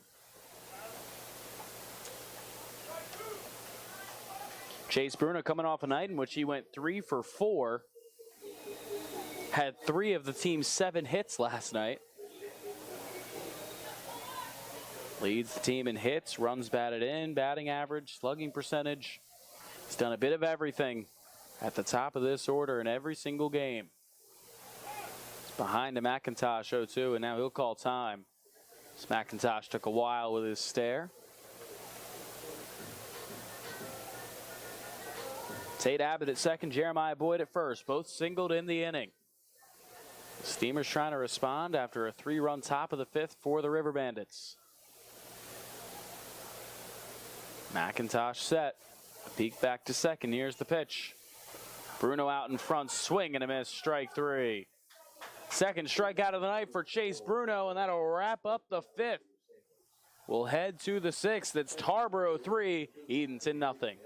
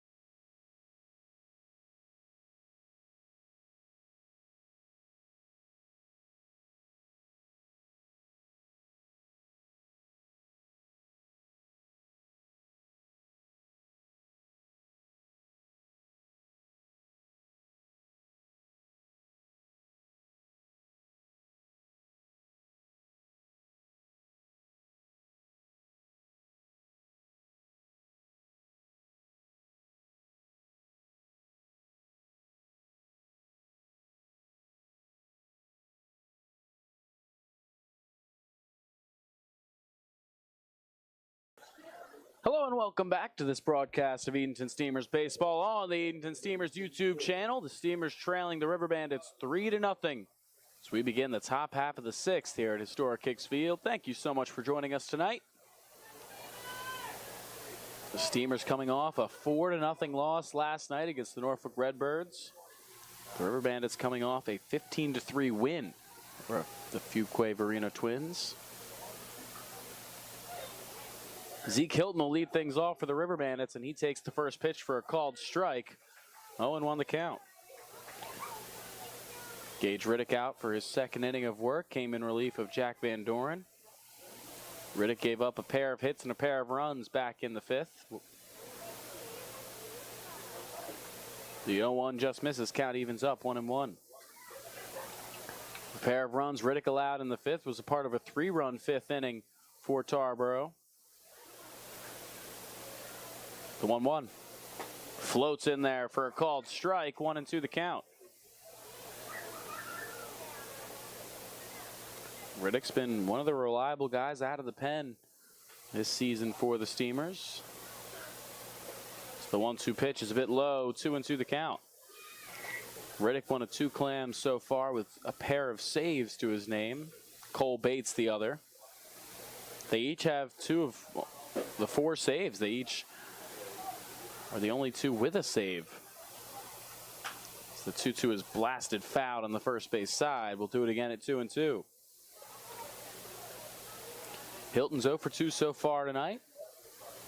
Popped out in his first at bat, flew out to the outfield in his second at bat. Looking to reach for the first time tonight. Here's the 2-2 pitch. Swung on, hit over towards third and foul. We'll do it again at 2-2.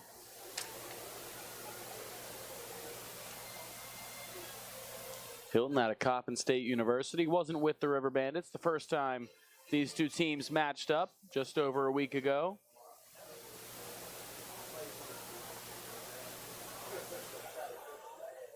Two-two pitch fouled off of Hilton's foot. We'll do it again at 2-2. A nice at bat from Zeke Hilton. A long at bat trying to make Gage Riddick work. Steamers some stretching down in the pen. No one up and throwing. We know that Tyrus Bumgardner, Cameron Lewis, a couple of the guys available.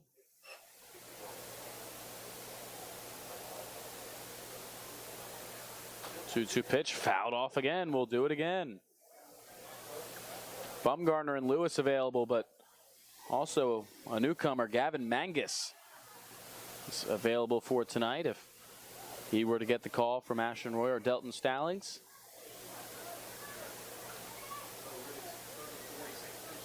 Two-two pitch. Swing and a miss. Riddick wins the battle with Hilton. It's his third strikeout of the night, and it's the first out here in the sixth.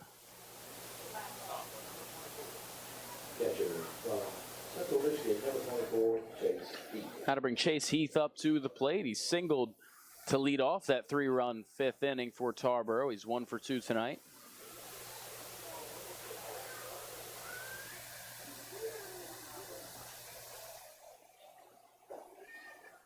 Riddick's first pitch. Floats outside, 1-0 the count.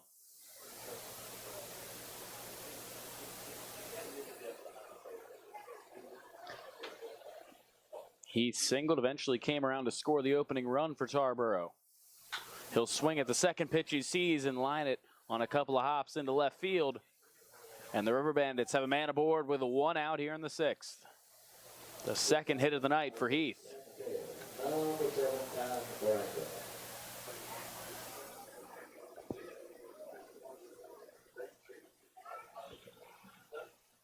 Ty Barango up to the plate now for Tarboro. He's 0 for 2 tonight, struck out looking his last time up.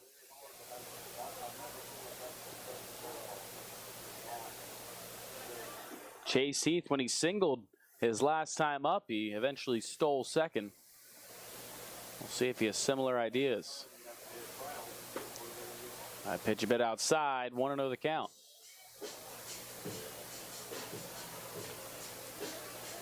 Heath stolen base back in the fifth, 1 of 4 stolen bases for the River Bandits, 1 of 3 they had in the inning.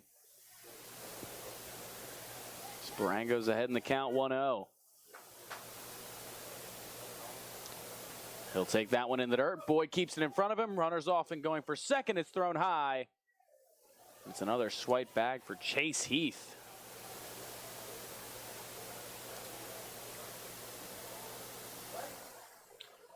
Two 2-0 the count now to Barango with a runner down in scoring position. Just 1 out here in the sixth.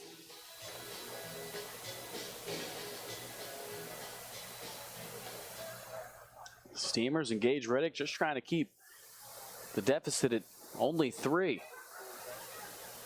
For a team that struggled to score runs as of late, the Steamers offense, 14 consecutive scoreless innings. That one sent foul, first base side. Abbott chases towards the fence, and he'll watch it fly out of play. 2-1 the count now to Barango.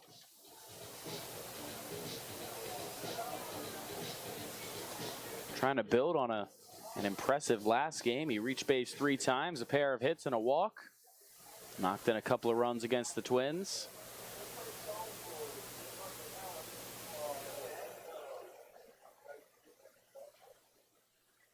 Two and 1 the count, runner down at second. Heath dancing off the bag. The 2-1 pitch is in there for a called strike, 2-2.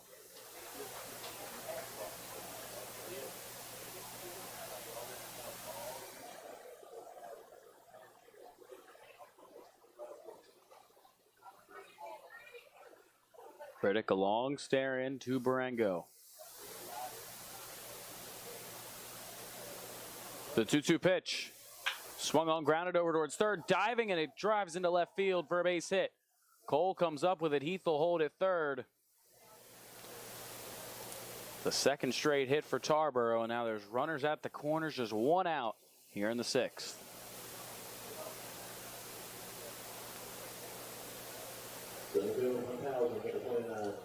And the River Bandits back to the top of the order here, threatening again in the sixth as Ashton Roy will take another stroll out to the mound.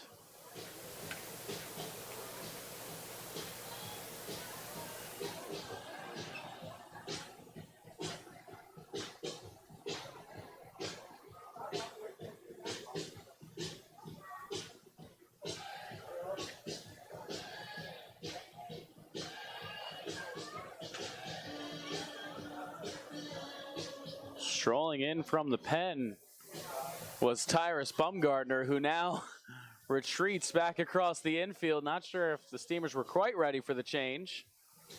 Bumgardner still on the infield dirt, and he'll head back over.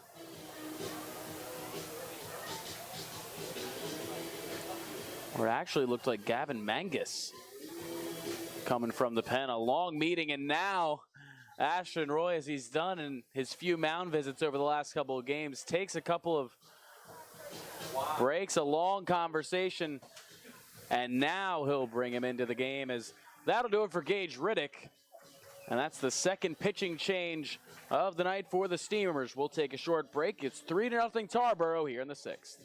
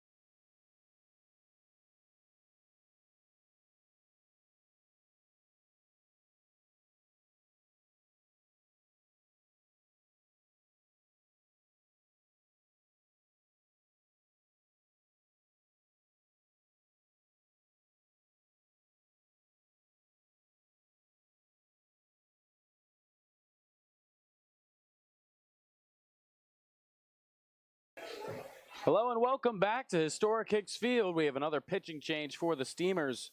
Gavin Mangus into the game for the first time this season for Edenton. Mangus from the University of Charleston didn't play this past spring, and he comes into a big situation.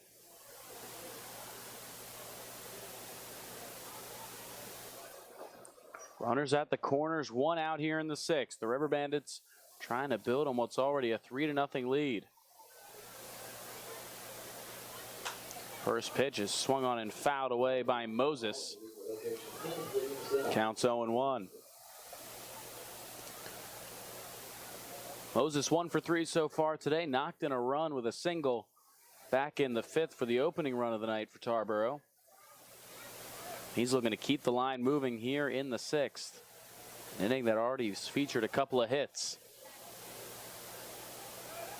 He'll throw back over to first. Keep Barango there. It's Chase Heath down at third, who singled with one out in the inning. Ty Barango, who followed him up with a single over at first. And James Moses, the top of the lineup, up at the plate for the River Bandits. The 0-1 off and running. It's a squeeze play. They get the bunt down. A beautifully run play by the River Bandits. Mangus will get the out at first. Coming home to score is Heath from third, Barango into second, and the lead extends. It's 4-0 Tarboro, as Moses gets it done with a bunt.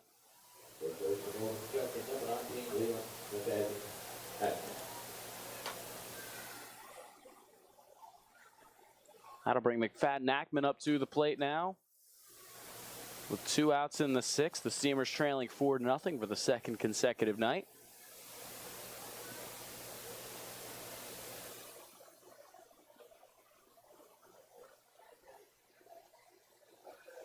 McFadden-Ackman's reached twice tonight. He doubled back in the third. He walked his last time up.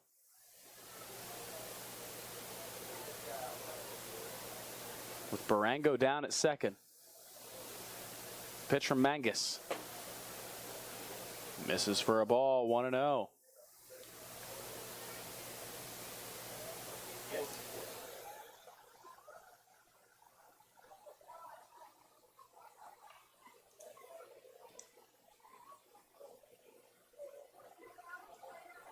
Pitch.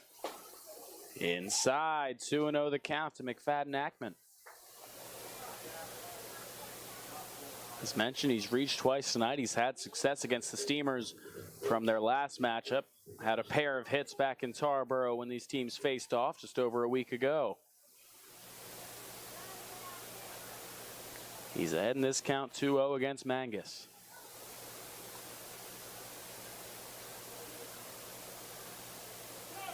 And time is called.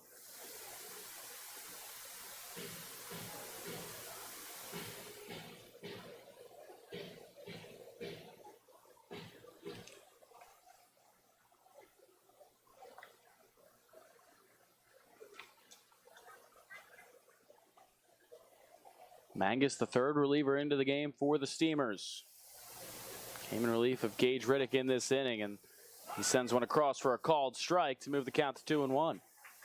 Jack Van Doren started this game for Edenton, went 4+, allowed 3 hits and 1 run. Gage Riddick came in relief, pitched 1 1/3 innings, allowed 4 hits, and now he's responsible for the run that just came across the plate on the bunt.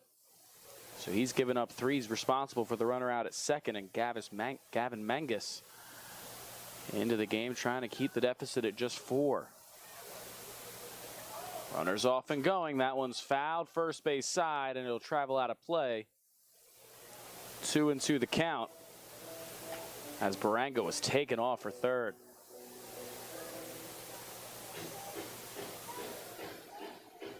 Five stolen bases in the game for the River Bandits, including 3 of them back in the 5th inning. Taking advantage of every base runner they get. Trying to move them into scoring position or even from second to third.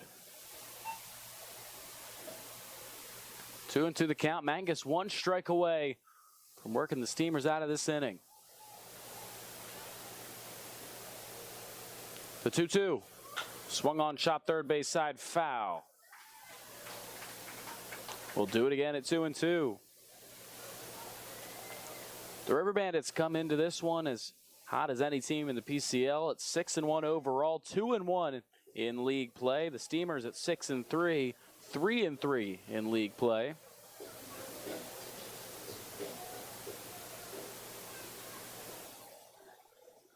The Steamers coming off a 4-0 loss. The River Bandits coming off a 15-3 win. 2 teams at this moment heading in opposite directions. Here's the 2-2. Runners off and going again. That one's outside. No throw from Boyd. Another stolen base. This one for Barango. And he moves himself over to third. Here with 2 outs and the count full.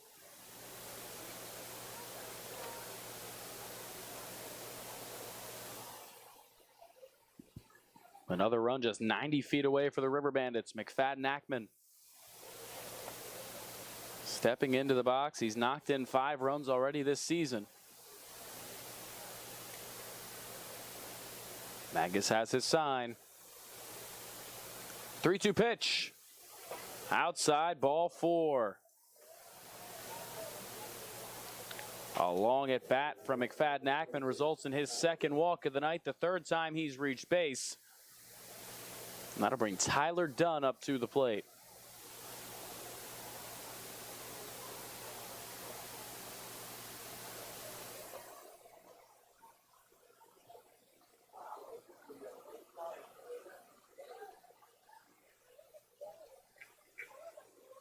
Dunn 1 for 3, knocked it a run with a single in his last at bat.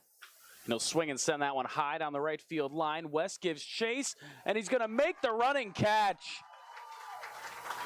An impressive catch from Tyler West on a ball that would have stayed just fair, would have put a couple of runs home. Instead, he's able to keep the River Bandits at 4. Tarboro adds another here in the 6th. We'll head to the bottom half. It's the River Bandits 4, Steamers nothing.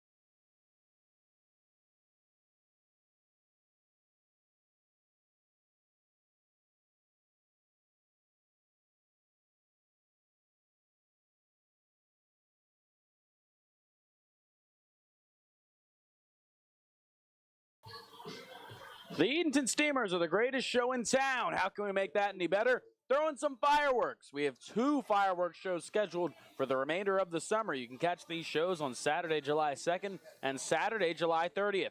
Mark your calendars and we will see you at the ballpark.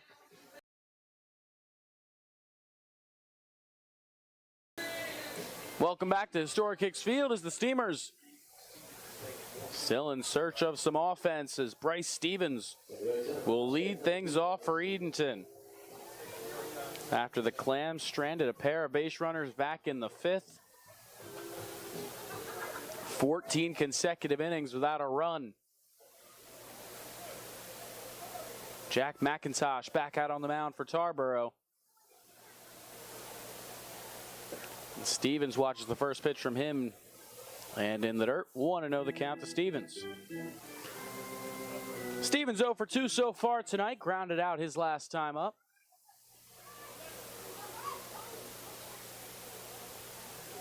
The 1-0 pitch. Outside, 2-0 the count.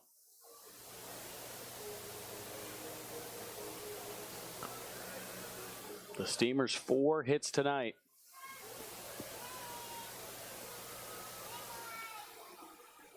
No walks. Those are the only 4 men that have reached base. Stevens lets that one come in low. 3-0 the count.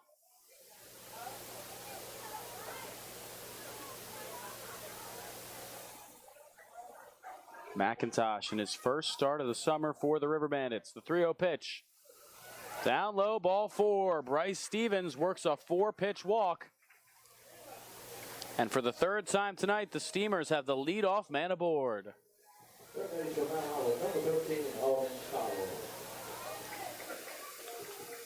Alden Cottle up to the plate 0 for 2 tonight.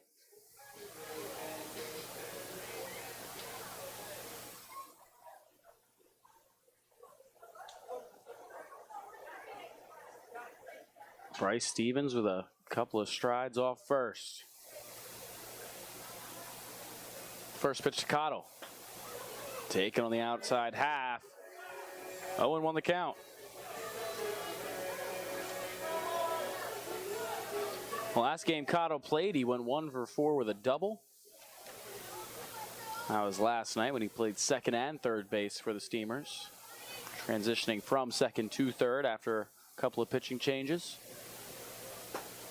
He watches that one come across outside, 1-1 the count.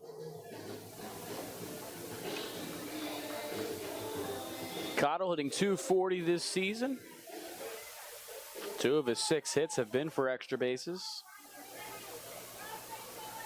He's 4th on the team. He's knocked in 3 runs. He's got Stevens over at first. Nobody out here in the 6th. The pitch. Swing and a miss for strike 2. 1-2 the count to Cottle.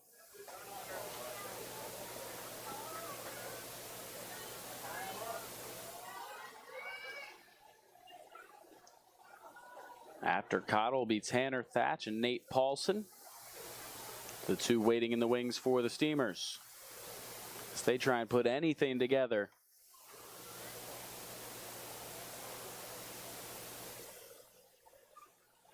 And they'll throw over on Stevens. He's back in head first. McIntosh hasn't been in too much trouble. No runner has gotten further than second base for Edenton.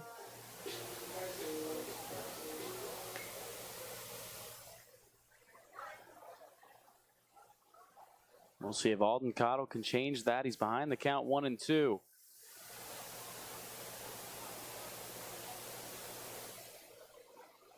The 1-2 pitch. Swung on, hit high out towards right field. Drifting back is Johnson. He has it, and he'll make the catch. One down here in the 6th. That'll bring Tanner Thatch up to the plate. Thatch doubled in his last at bat down the right field line. Boy, could the Steamers use another extra base hit.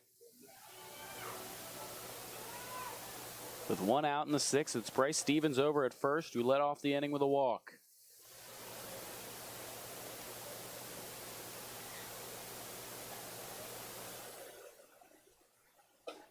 Thatch takes that one a bit up and in. 1-0 the count.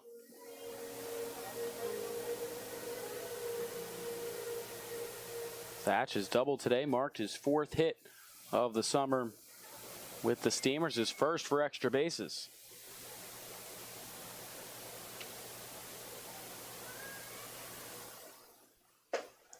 That one's on the outside corner for a called strike, 1-1.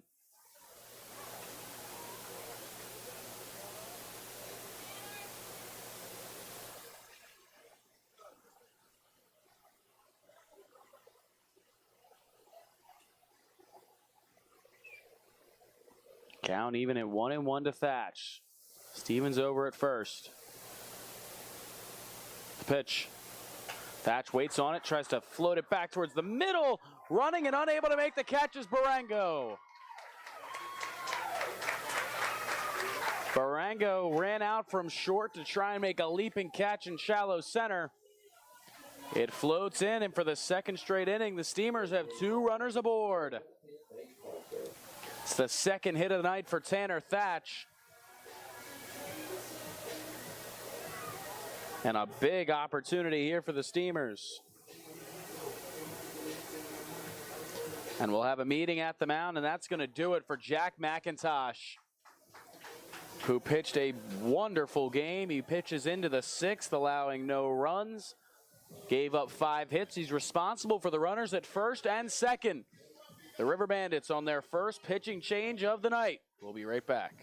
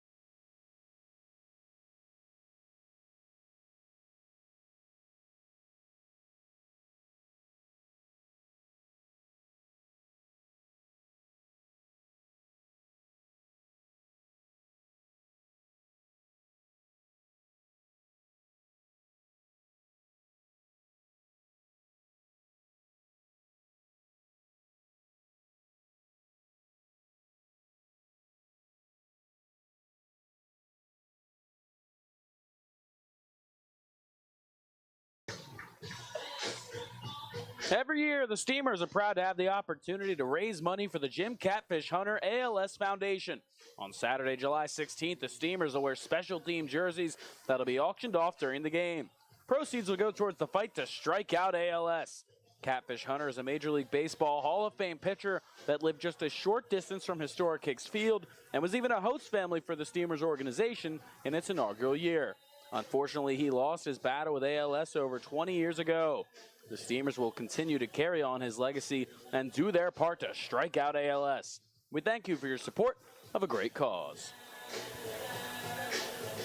Hello and welcome back to historic Hicks Field as the Steamers have 2 runners aboard for the second straight inning. After a pitching change for the River Bandits as Kurt Rogers enters the game for Tarboro. And he'll go against Nate Paulson. 1 out here in the 6th. Paulson fouls off the first pitch he sees, 0-1.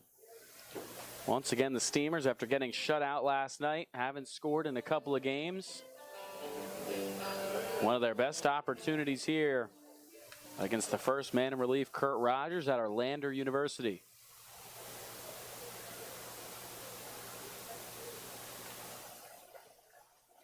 The 0-1 pitch. In there for a called strike, 0-2. Rogers was heating up as the spring came to a close. 6 of his last 9 appearances in relief were all scoreless. Trying to do a similar job here for the River Bandits. Inheriting 2 runners with 1 out in the 6th. The 0-2 to Paulson.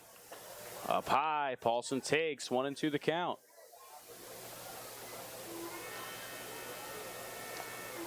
Nate Paulson 0 for 2 tonight. Went 1 for 4 last night against the Redbirds in the 4-0 loss.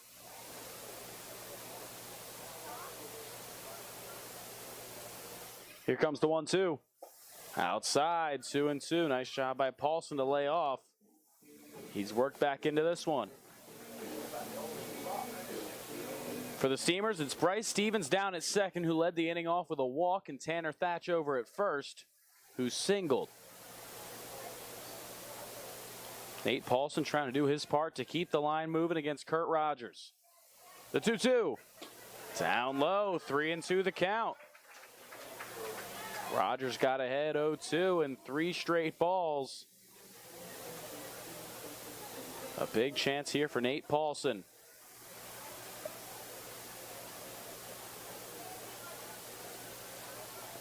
A long stare in from Rogers. Here he comes from the stretch.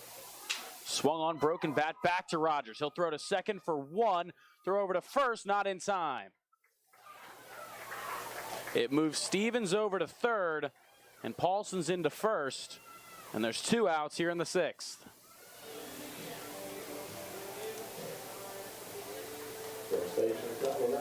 Tate Abbott up to the plate. Runners on the corners. He's 1 for 2 today. He singled in his last at bat.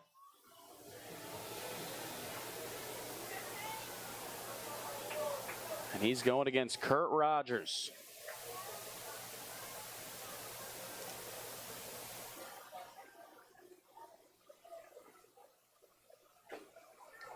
Abbott fouls off the first pitch he sees. He's behind the count 0-1. Tate Abbott once again back after a 2-game absence, thanks to some right knee soreness.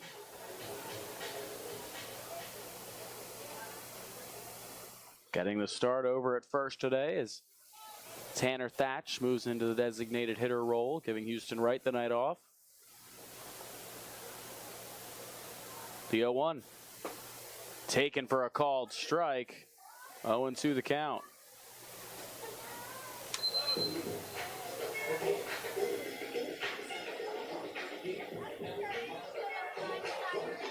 Abbott behind the count 0-2 with 2 outs here in the 6th. Runners at the corners. It's Stevens at third. And Paulson over at first. The 0-2 pitch. Swing and a miss. He got him. Kurt Rogers comes in and strands 2 Steamers runners. Will head to the 7th. Tarboro still ahead 4-0.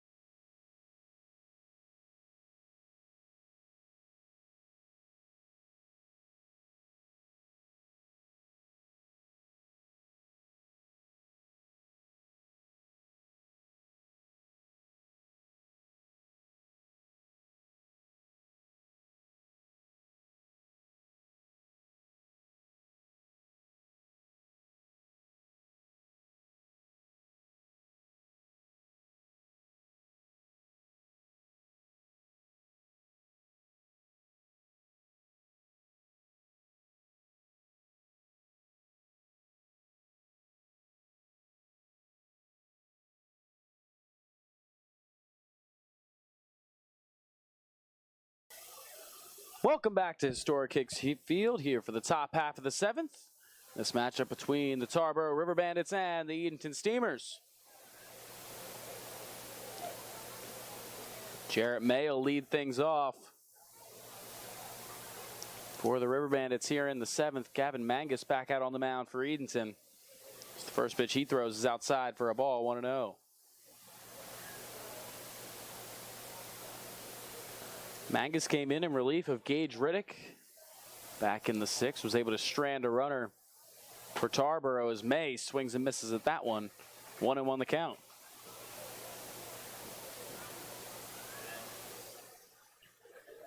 The Steamers trying to avoid letting Tarboro pick up the first of 2 matchups this season. The River Bandits winning out in Tarboro about a week ago, 10-9. May sends that one high on the left side. It's drifting into foul territory. Cottle watches it fly out of play. 1-2 the count to May. May came into this game as one of the more dangerous hitters for the River Bandits. Had 3 home runs in his only 2 games played here in Tarboro, but he struck out a pair of times after walking in his first at bat. Still no hits for May. The 1-2 pitch. Taken outside, 2-2.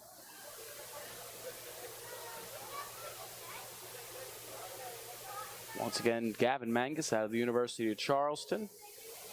It's his first appearance of the summer with the Steamers. Just got here yesterday.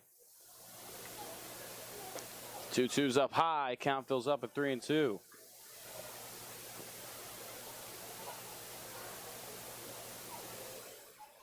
Seven hits so far tonight for Tarboro and 4 walks. Combine that with 6 stolen bases. They've really been able to move their base runners up effectively. Outside ball 4. May has his second walk of the night. And the leadoff man is aboard for the River Bandits.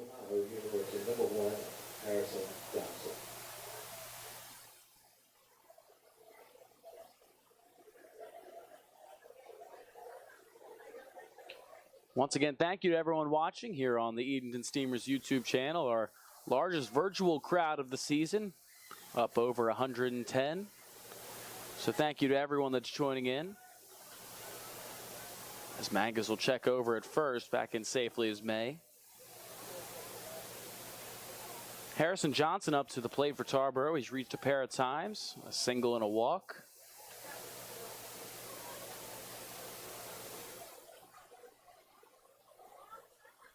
First pitch. Taken high for a ball, 1-0. The walk to May is the second one issued by Gavin Mangus in this appearance.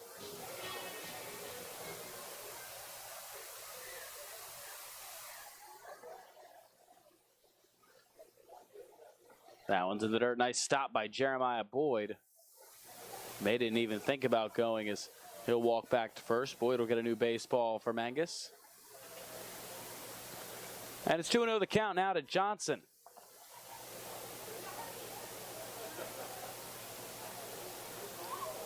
Johnson didn't reach the last time these teams matched up. He only got a pair of at-bats, was 0 for 2 with a strikeout.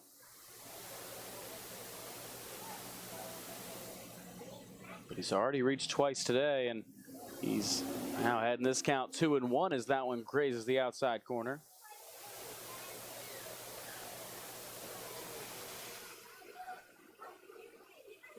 No action in the Steamers bullpen. A couple of guys walking around, but no legitimate warming up. So right now this is going to be all Mangus.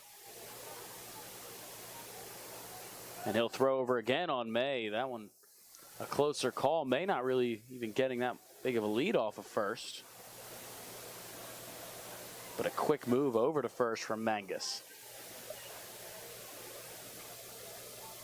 Back to the at-bat. It's a 2-1 count for Harrison Johnson. Pitch. Swung on and through the hole on the right side for a base hit. May will stop at second, so there's runners at first and second now for the River Bandits. Still nobody out here in the 7th.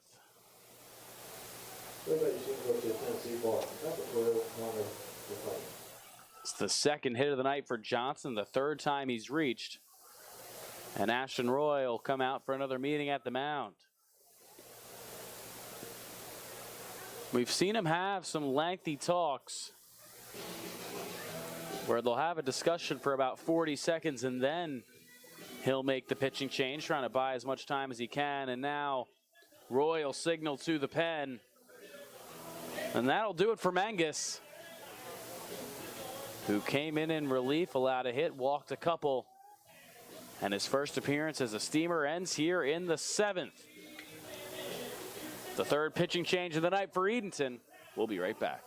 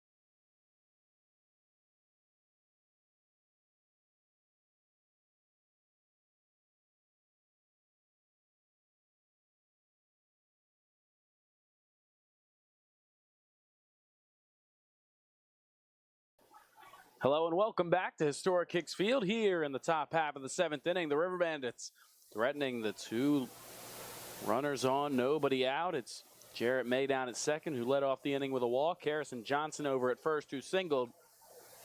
Tyrus Bumgarner into the game to pitch for the Steamers, the fourth pitcher used tonight for Edenton.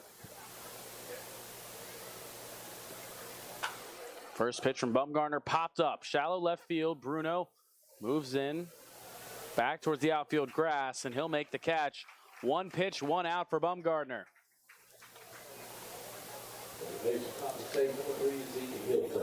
Bumgarner looking for a bit of revenge here against the River Bandits. Made an appearance in the loss to Tarboro just over a week ago. Walked a few, hit a batter.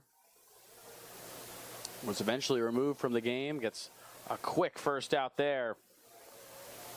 He's coming into a tough situation. Runners at first and second, quickly gets the first out. Zeke Hilton up to the plate now for Tarboro. He'll let the first pitch come inside for a ball. 1-0. Hilton 0 for 3 tonight, struck out his last time up.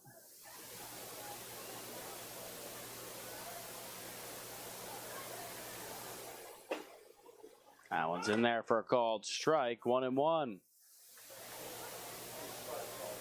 Bumgarner's pitched in 3 games this season. Pitched 6 innings. He's got a 2-0 record. He struck out 6 and allowed 5 runs in those 6 innings. The Tarboro game, the only appearance where he hasn't gotten the winning decision.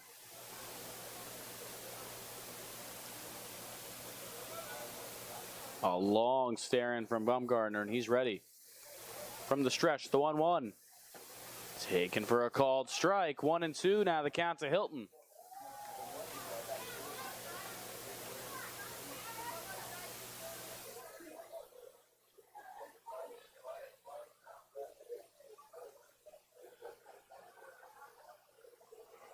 Bumgarner in relief of Gavin Mangus, who pitched 2/3 of an inning, allowed 1 hit. He's responsible for the runners at first and second. Called strike 3. Cyrus Bumgarner gets the second out here in the 7th. His first strikeout. The second strikeout of the game for Hilton.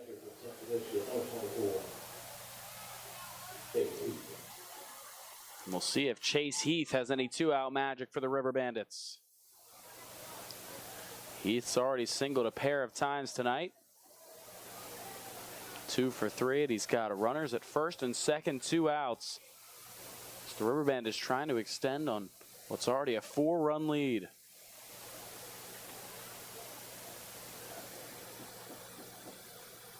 Baumgartner's first pitch, swing and a miss, 0-1.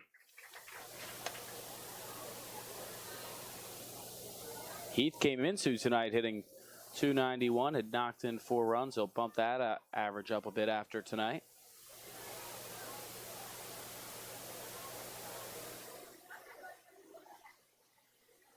Baumgartner nods. He's got his sign. The 0-1. Swung on, hit back towards the middle. That one's going to get through for a base hit. Mays around third, heading for home. Here's the throw to the plate from Paulson. Boyd comes up to cut it off.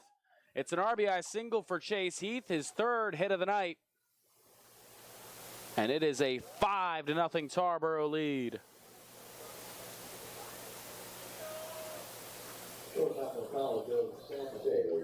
Johnson moves from first to second. Heath's over at first. That'll bring Ty Barango up to the plate.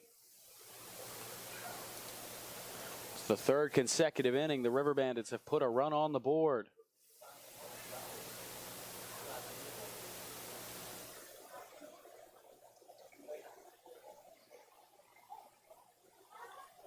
First pitch taken for a called strike. 0-1 the count to Barango.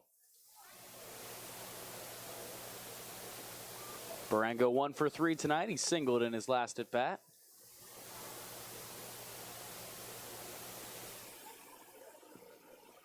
It's Johnson down at second. Heath over at first. The 0-1 pitch. Swung on and fouled away. 0-2 the count.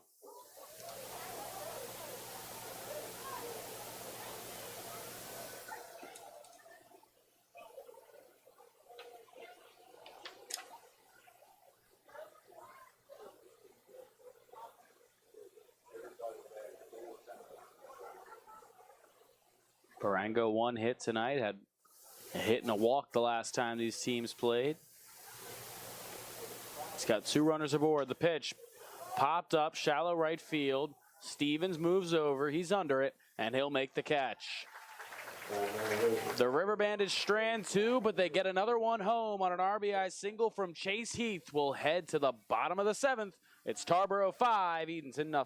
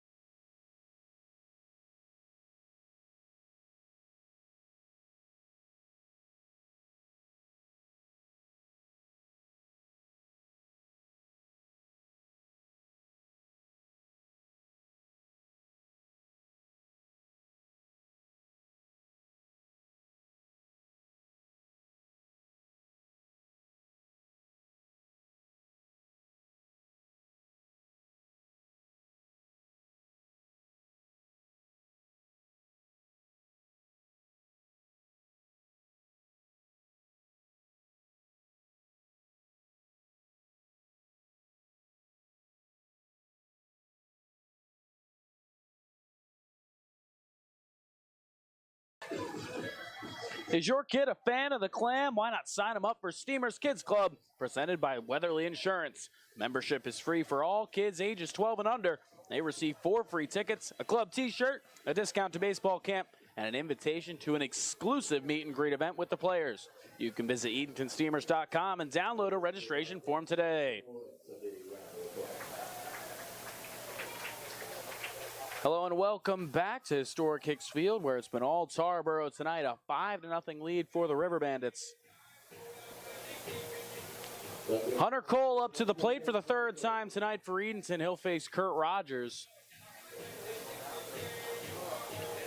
who came into the game with 2 runners on, just 1 out, and was able to retire back-to-back steamers to keep the Clams shut out.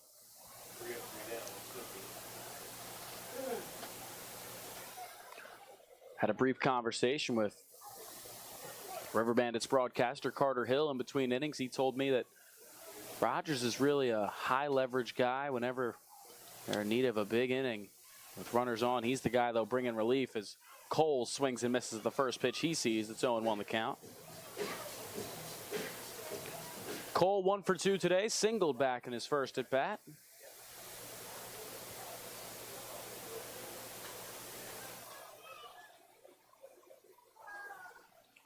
The 0-1 from Rogers. Outside, 1-1 to Cole. The Steamers, as we enter the 7th inning, are running on 15 straight scoreless innings.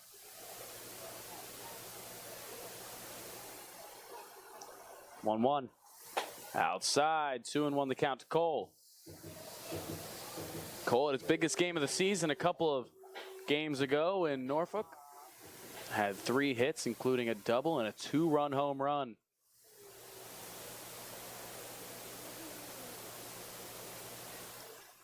The 2-1 pitch. Outside, 3-1 the count to Cole.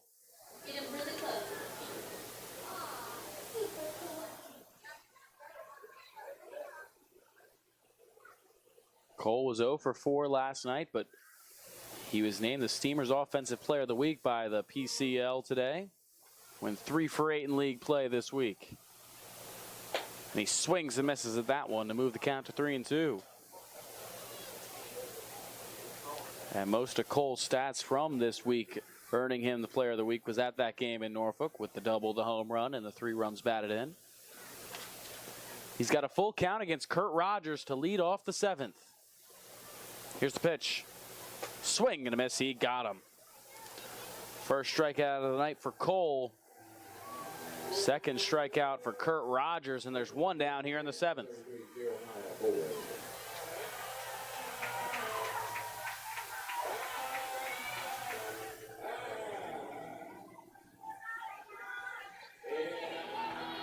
Jeremiah Boyd up to the plate now for the Steamers. He's 1 for 2 tonight, singled his last at bat.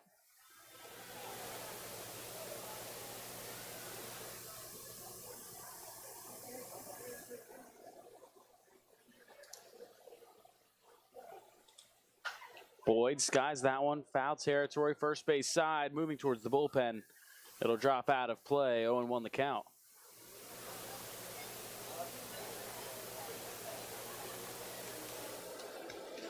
Jack McIntosh started this game for the River Bandits on the mound, went 5 1/3, allowed 5 hits, no runs.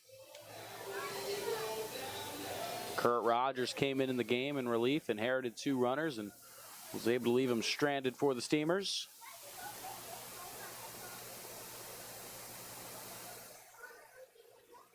A 0-1 pitch swung on a miss by Boyd, 0-2.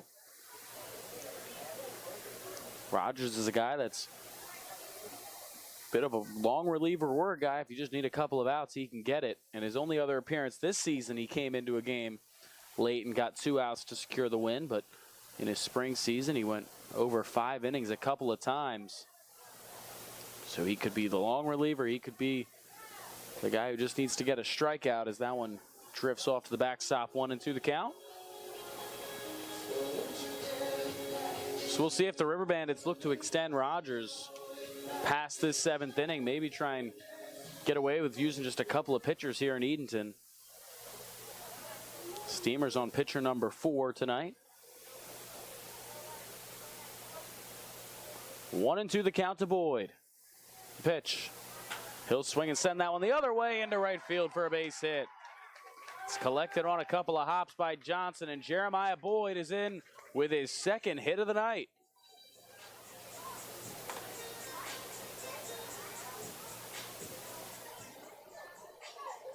And now Houston Wright will come in to pinch hit for Tyler West.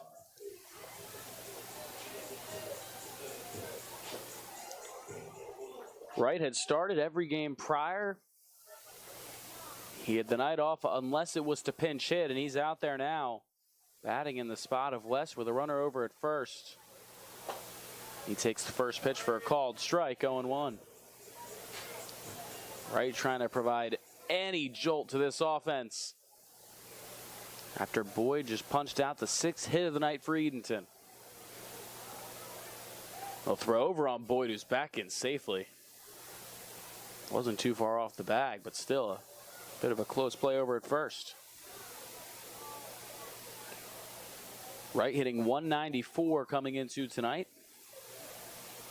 A pair of extra base hits. He's driven in 5 runs, second most on the Steamers. He'll swing and miss at that one. He's behind in the count, 0-2. Now we'll see if Wright and the coaching staff decide he can go out into West spot in right field, or if he'll be replaced with a defensive replacement in the 8th.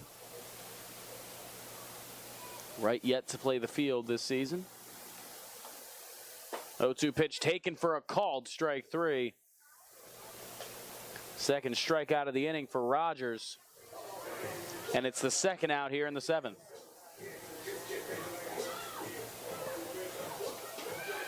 Back to the top of the lineup, and it's Chase Bruno to the plate. Maybe a bit of Bruno hit watch here. He's 0 for 3 tonight. Remember, he's the only Steamer with a hit in every game. See if he can keep that 9-game hitting streak alive tonight against Kurt Rogers. With Boyd over at first. Bruno fouls the first one off third base side. 0-1 the count.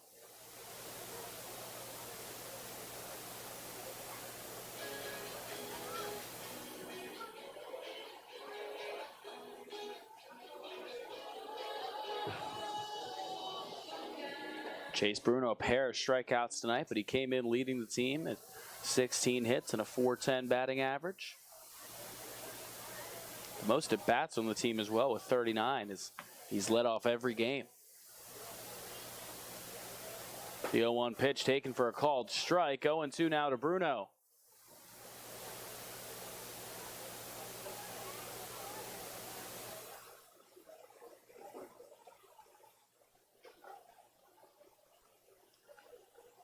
Boyd a short lead off first.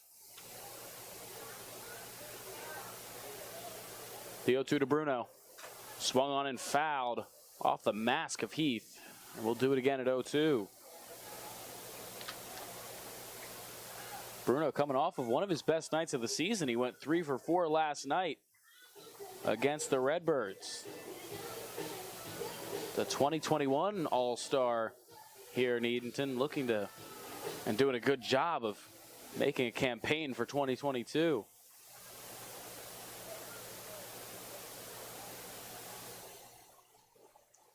Rogers is set. The 0-2. Swung on and hit high out towards left field. Moving back towards the wall is done. He's up against the wall, and that one's off the top of the wall. Boyd will move into third. Bruno's into second with a stand-up double.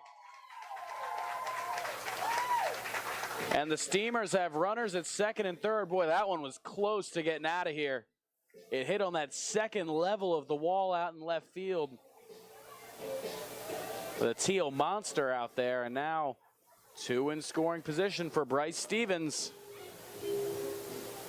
Number 2, Bryce Stevens.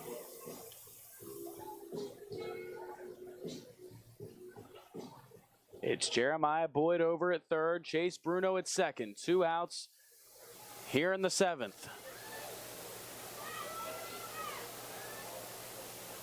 First pitch to Stevens, taken low for a ball, 1-0. Bryce Stevens 0 for 2 tonight, walked his last time up.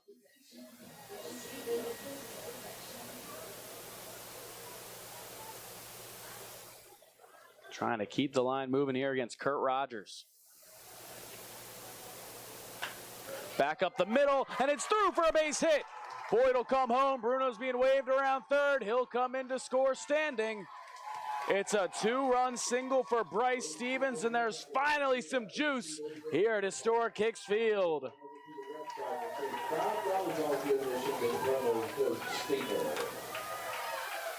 It is now a 5-2 River Bandits lead.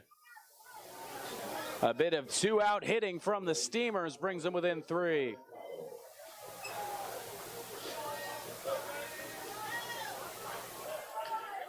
That ends a 15-inning scoreless drought for the Steamers.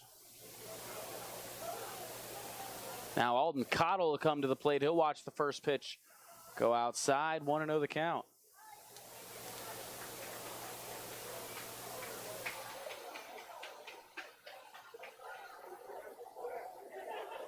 Cottle 0 for 3 tonight. He's got Stevens over at first. They throw back on Stevens. He's in safely. See if the Steamers have any more two-out magic in them here in the 7th. A Bruno double and a Stevens two-run single with 2 outs. I've put them on the board for the first time in a couple of games as they'll check up on Stevens again. He's back in safely.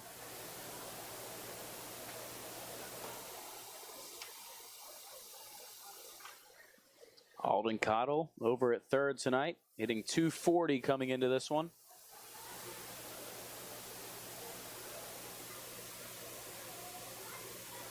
One-0 pitch, he'll swing and foul that one straight back. 1-1 the count.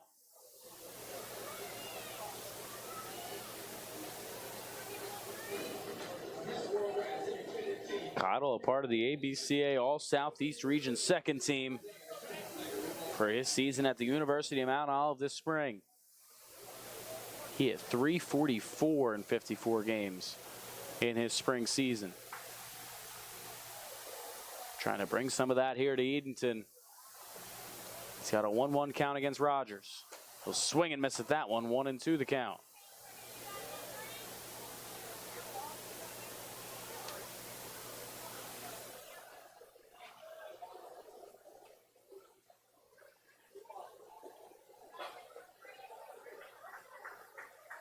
Thatch on deck if Cottle can keep things moving for the Steamers, and they'll check on Stevens again, and the throw goes all the way to the fence. Rogers taps his chest as if to say, my bad.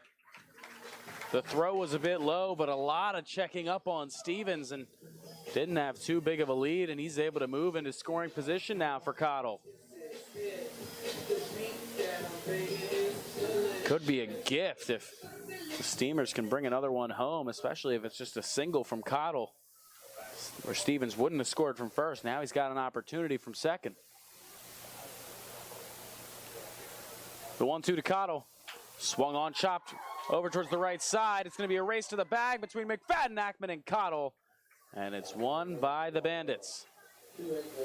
That'll wrap up the 7th inning. The Steamers get 2 back. It's now 5-2 Tarboro.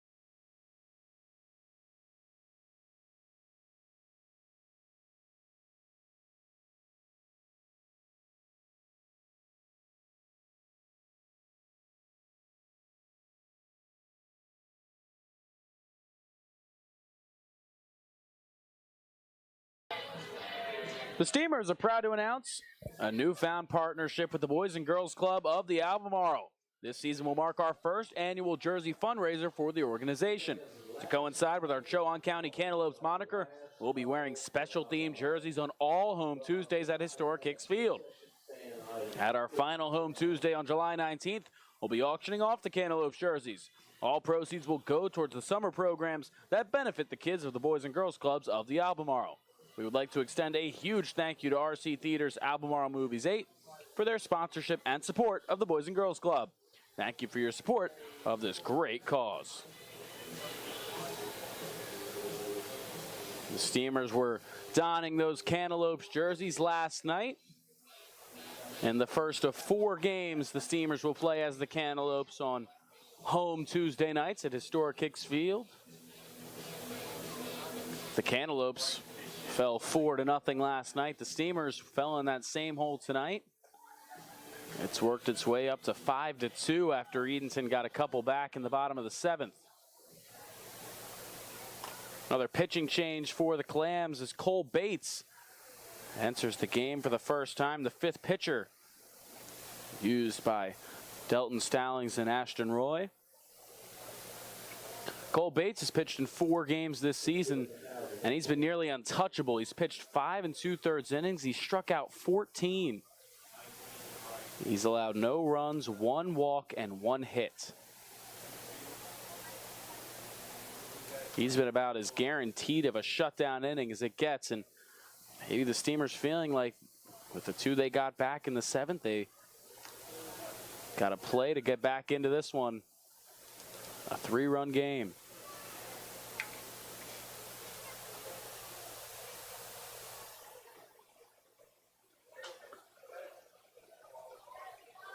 That one's fouled straight back by Moses. And the count's 0-1. Moses, the leadoff man for Tarboro. A couple of runs batted in tonight. Put one in with a bunt in his last at bat. Runners at the corners. He laid one down. It was a beautiful play. And he knocked it around with a single the time before that. And he gets that one off the hands over to Bruno at short. Throw on the run is in time. First out here in the 8th.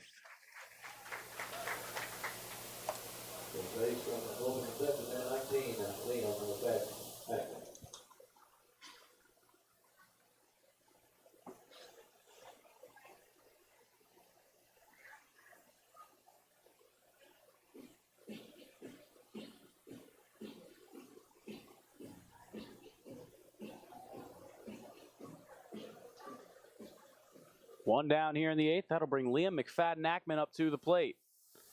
He's reached 3 times tonight, a pair of walks and a double.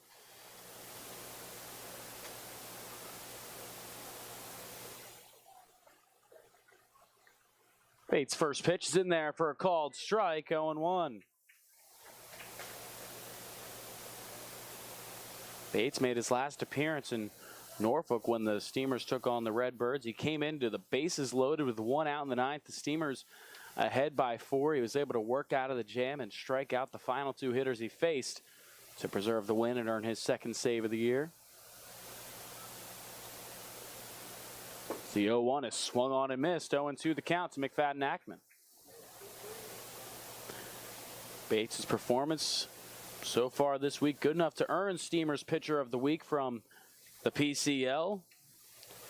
This week, 4 2/3 innings pitched, allowed just 1 hit, 1 walk, struck out 13. He's ahead in the count, 0-2 here. The pitch. Down low, might have got away from him. Gets through Jeremiah Boyd, and the count moves to 1-2.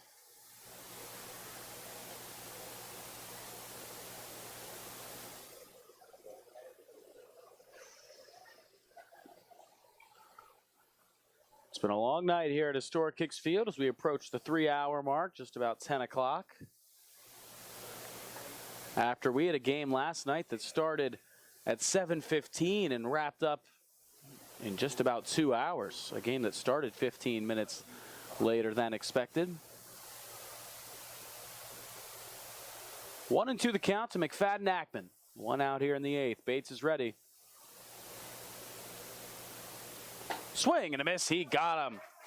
The first strikeout of the night for Cole Bates. 2 up, 2 down against Bates, and there's 2 down here in the 8th.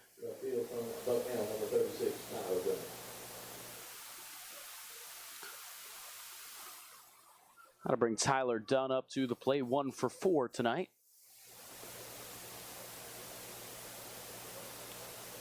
did have an RBI single back in that 3-run 5th inning for the River Bandits. First pitch from Bates. It just missed for a ball, 1-0.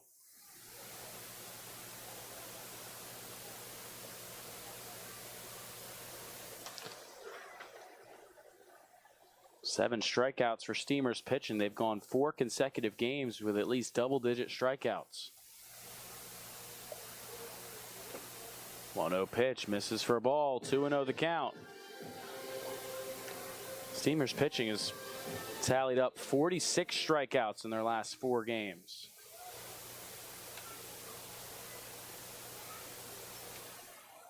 Bates with 1 strikeout here in the inning. He's behind 2-0 to Tyler Dunn. The pitch. Swing and a miss. A big strike there for Bates. Count moves to 2-1.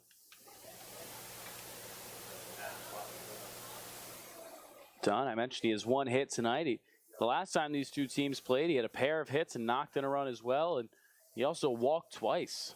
Reached base 4 times in that game.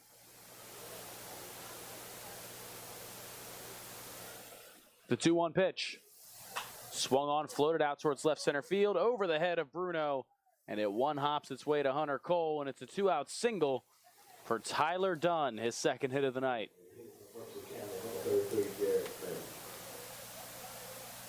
One man still looking for his 1st hit of the night is Jarrett May, coming up to the plate now. Walked twice. He's also struck out twice, the designated hitter in the cleanup spot.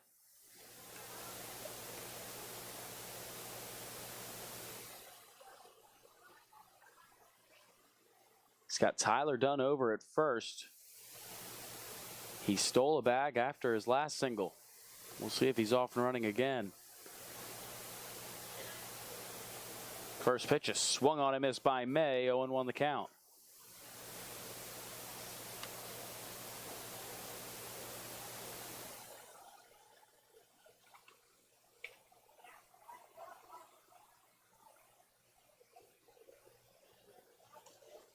Dunn has one of the 6 stolen bases tonight for the River Bandits. 0-1 pitch, swung on and missed by May. 0-2 the count. May came into tonight off of one of the best games you'll ever see. A pair of home runs and 8 runs batted in the last game against the Fuquay-Varina Twins. But he's been held without a hit tonight, although he has reached twice.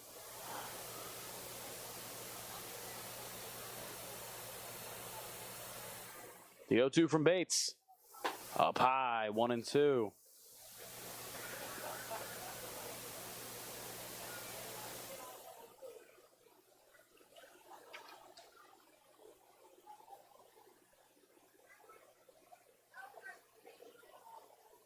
A long stare in it from Bates. He'll take a peek over at first.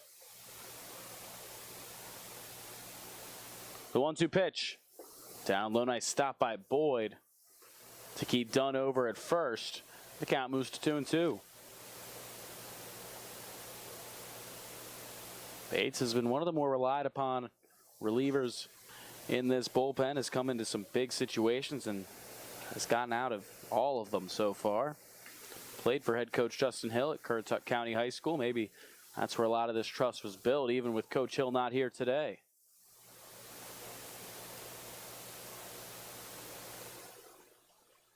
The 2-2. Swing and a miss. He got him. 2nd strikeout of the inning for Bates. 3rd of the game for Jarrett May. And we'll head to the bottom half of the 8th. Do the Steamers have any 8th inning magic like we've seen before here at historic Hicks Field?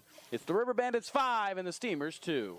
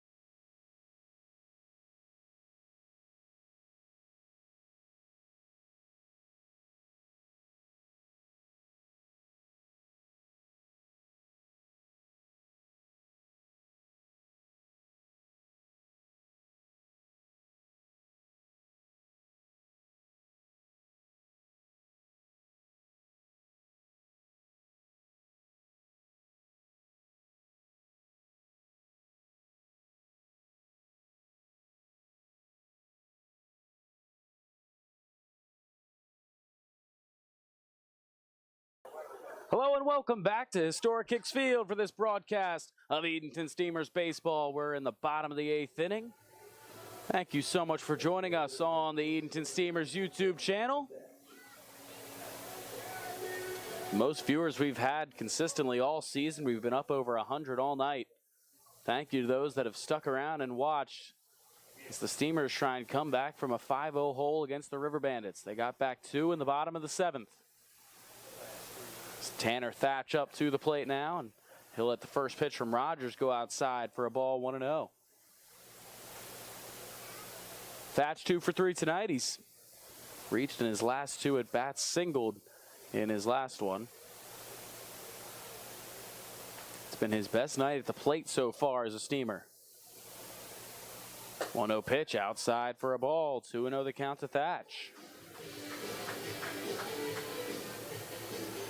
Trying to inject a little bit of life here into Historic Kicks Field. The 2-run single from Bryce Stevens was the loudest it's been here in the last couple of days. After getting shut out 4-0 last night. Trying to come back here against the River Bandits.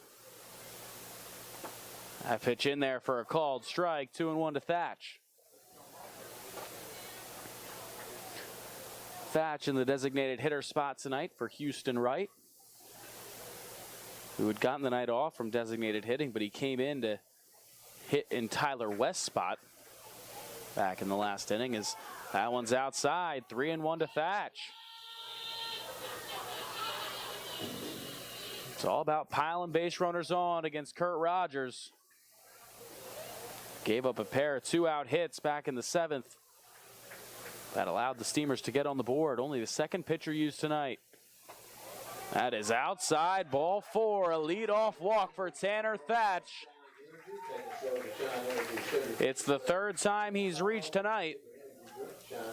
That'll bring Nate Paulson up to the plate.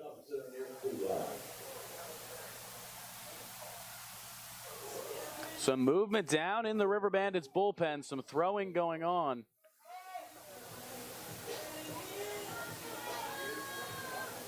We'll see how long Kurt Rogers can go. You'd have to assume if no one else gets on, this would be his inning. As Nate Paulson fouls back the first pitch he sees. 0-1 the count. Paulson 0 for 3 tonight at the plate. He's made a couple of nice plays out in center field to take some runs away from the River Bandits. The Steamers need some of his offense here. They'll throw over on Thatch. He's back in diving head first safely.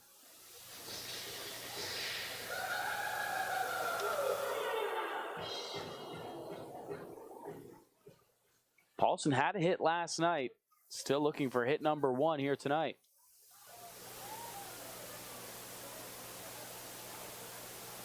Paulson fouls that one straight back. 0-2 the count. Steamers right in the middle of their order. After Paulson will be Tate Abbott and Hunter Cole following him.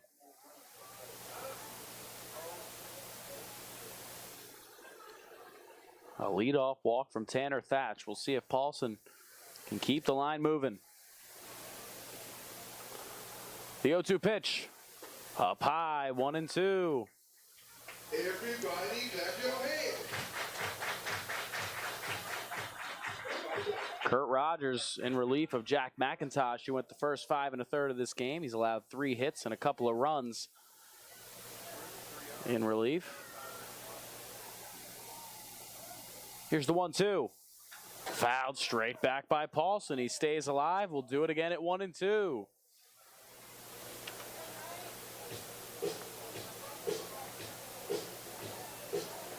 Paulson comes into this one hitting .269. He's played in every game this season for the Clams.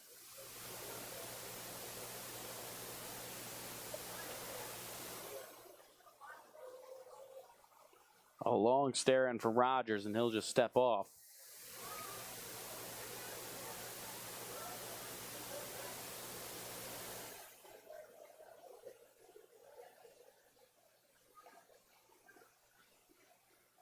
The 1-2 pitch. Swing and a miss. He got him. Paulson strikes out for out number 1 here in the 8th. That'll bring Tate Abbott up to the plate. Tarboro Valley, number 20, Tate Abbott.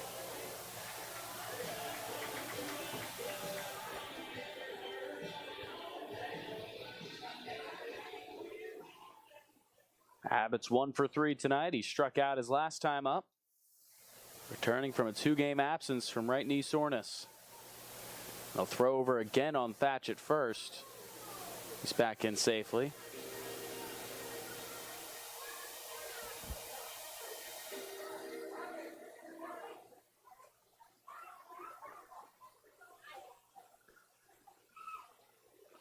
Rogers is ready. Pitch. Swing and a miss from Abbott. Behind in the count 0-1.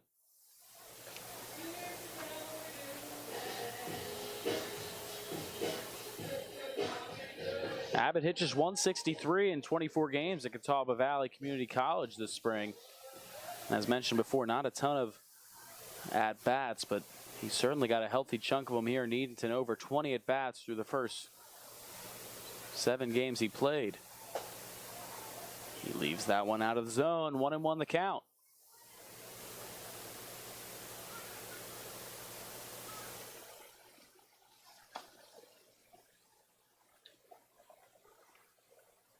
It's Tanner Thatch over at first, who led off this inning with a walk. Abbott swings and misses at that one. 1-2 the count.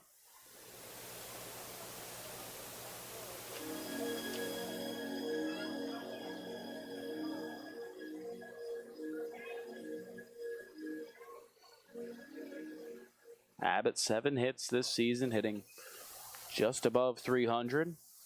One of only 3 steamers to be above that 300 mark, with Jeremiah Boyd and Chase Bruno. Knifes that one back towards the middle. Handled by Barango. He'll step on second for 1 and throw over to first for 2. A nice double play produced there by Ty Barango. And that'll wrap up the 8th inning. We head to the 9th. The Steamers still trail 5-2.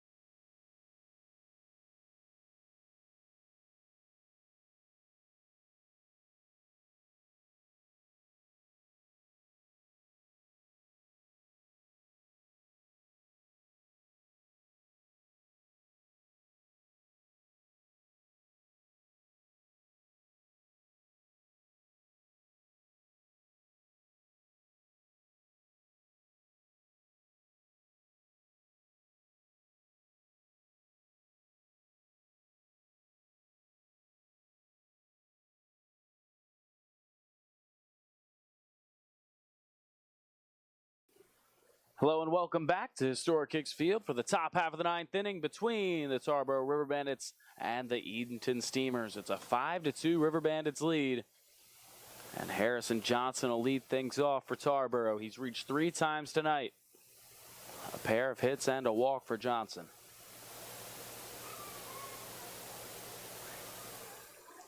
First pitch outside, 1-0 the count.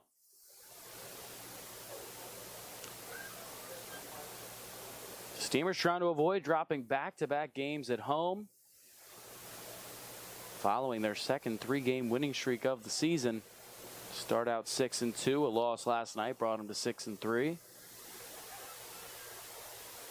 1-0 pitch fouled straight back. The count evens up at 1-1. Now, if there wasn't a net in the way or a window in front of me, that was coming straight back up here.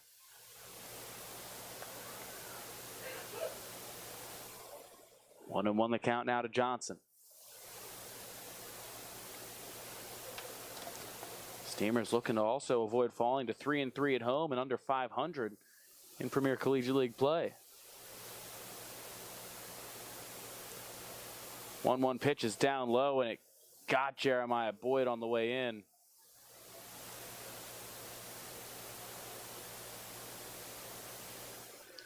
He'll take a few moments to try and walk it off. The home plate umpire will walk back out towards the mound.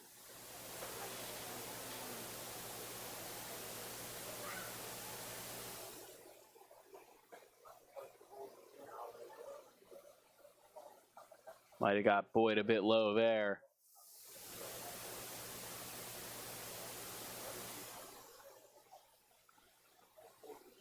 Just trying to take some moments to feel it off.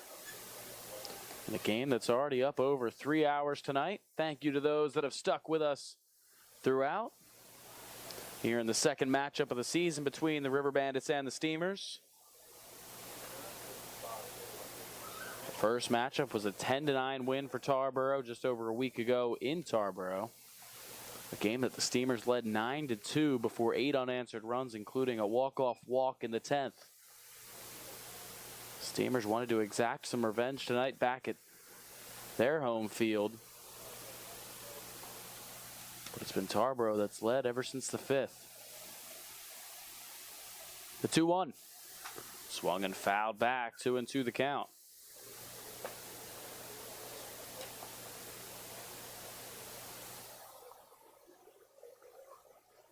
Johnson's reached 3 times tonight after reaching a pair of times in the 15-3 win over the Twins in the River Bandits' last game.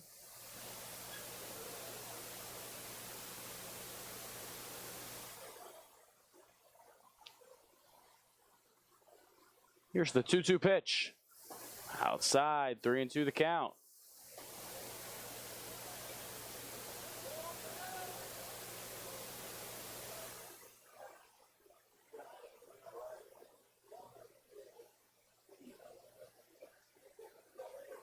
The River Bandits have had 3 innings begin with the leadoff man reaching. Trying to do it here for a 4th. 3-2 pitch. Swung on and fouled straight back. We'll do it again at 3-2.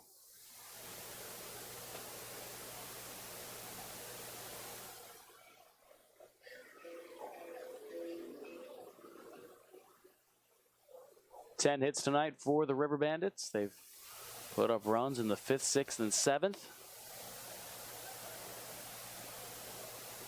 3 back in that 5th inning and 1 in the 6th to take a 4-0 lead. They added in the 7th to push it to 5 before the Steamers got 2 back in the bottom half of the 7th to make it 5-2. And Bates misses low, ball 4. It's a leadoff walk for Harrison Johnson, the 4th time he's reached base tonight. It's his 2nd walk of the evening. And Hunter McLean will come up to the plate. He's 0 for 3 with a walk tonight.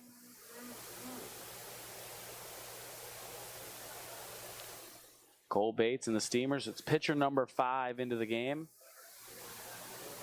That's the beginning of this game. Jack Van Doren started things on the mound for Edenton.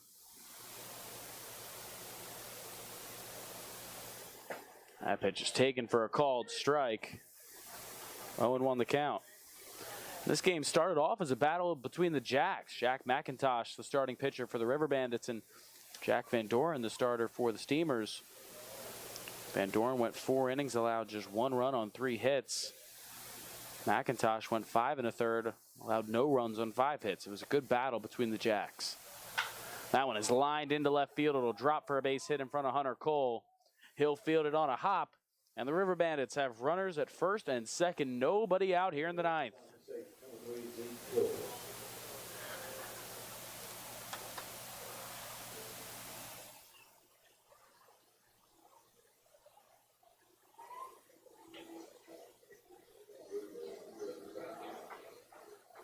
That'll bring Zeke Hilton up to the plate with runners at first and second. Nobody out here in the ninth. Hilton, the only River Bandits starter that hasn't reached base tonight. He struck out his last 2 times. He'll show bunt and he'll miss at it. Boyd's throwing back to second, and Bruno might not have been ready. It was a throw that was right onto the bag, but Bruno had to make more of an effort to make the catch.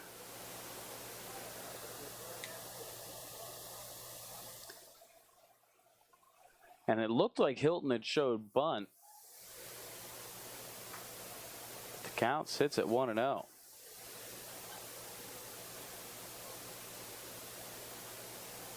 The pitch.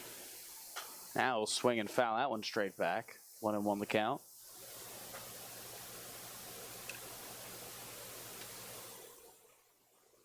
Hilton 0 for 4 tonight. Now it looks like the umpire did signal 0-2.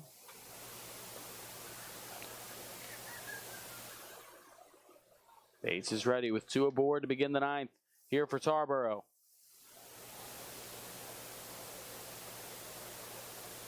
The 2 and Bates will spin back towards second, no throw. It's Harrison Johnson down at second. He led the inning off with a walk, and Hunter McLean over at first, who singled.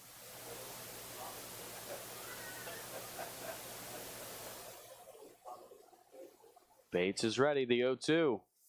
Swing and a miss, he got him. They throw back to first, back in safely as McLean. It's the 3rd strikeout for Zeke Hilton tonight, the 3rd strikeout for Cole Bates. That's the first out here in the ninth.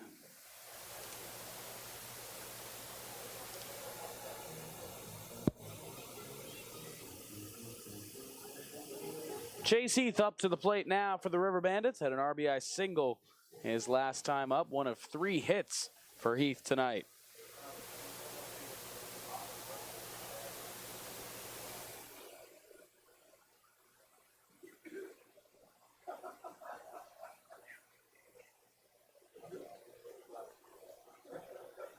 Pitch to Heath. Swung and fouled straight back. 0-1 the count. Chase Heath to correct a prior mistake out of the University of Central Missouri. Played 26 games this spring, hit .250. He's hitting .291, or he came into tonight hitting .291. But 3 for 4 so far tonight. He's jumped that average up over 300. 0-1 the count to Heath after a conversation over at third base.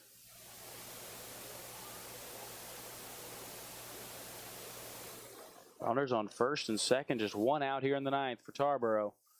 Trying to add some insurance to what's a 3-run lead here in the ninth.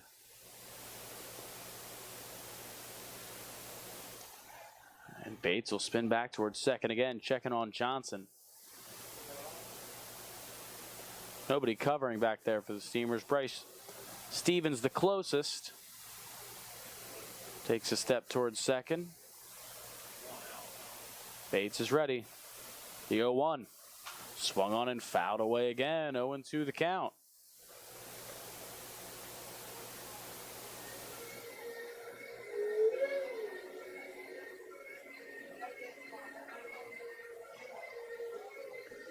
Cole Bates and the Clams trying to keep the deficit at just 3 to maybe have a shot at some sort of 9th inning rally.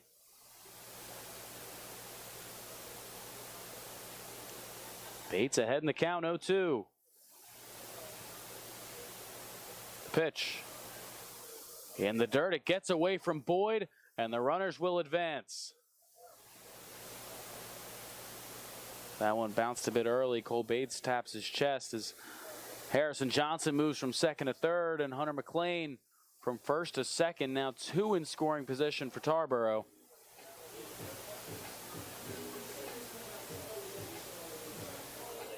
Here in the 9th, and Chase Heath, who's already knocked in 1 run tonight, could add to his RBI total.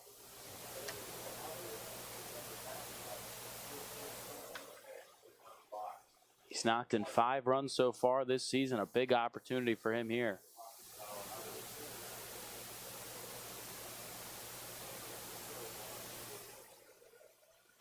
Swung on and fouled away down the first base side. We'll do it again at 1 and 2.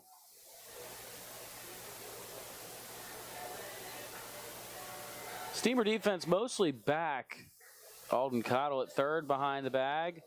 Chase Bruno at short and Bryce Stevens at second back on the edge of the outfield grass. And it's Tate Abbott up near the infield grass over at first. Bates will step off again. He's ahead in the count, 1-2 to Heath.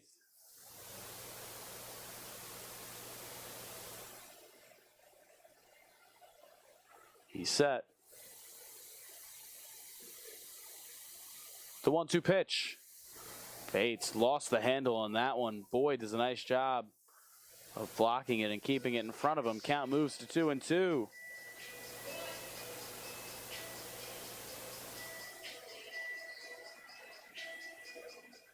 Heath hitting in the 8th hole tonight for Tarboro and catching for the River Bandits.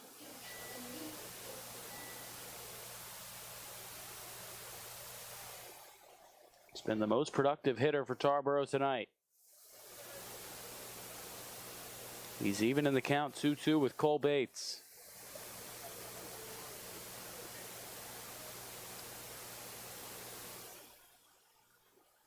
Two. Swing and a miss. He got him. 4th strikeout of the night for Cole Bates. And it's out number 2 in the 9th. As Heath went chasing on a pitch that was up and away, and that'll bring Ty Barango up to the plate. Barango 1 for 4 tonight.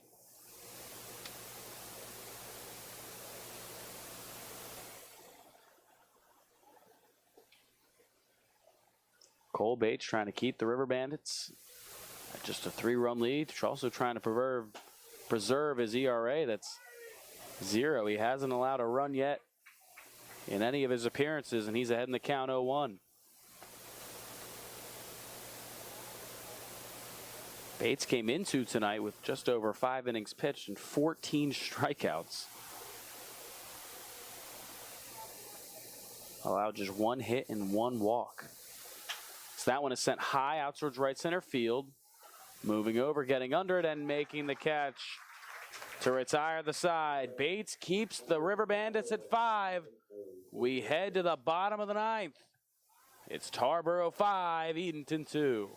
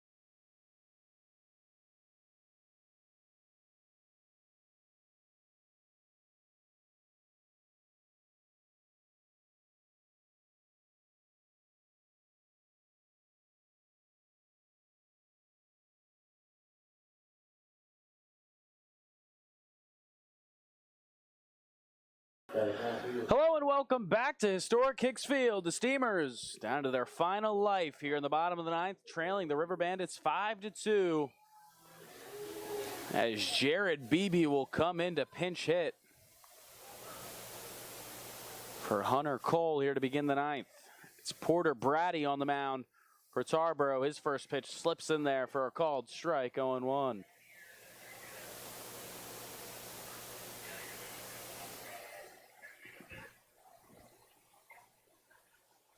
The left-hander Brady's ready. The 0-1 pitch swung on and fouled away by Beebe, 0-2.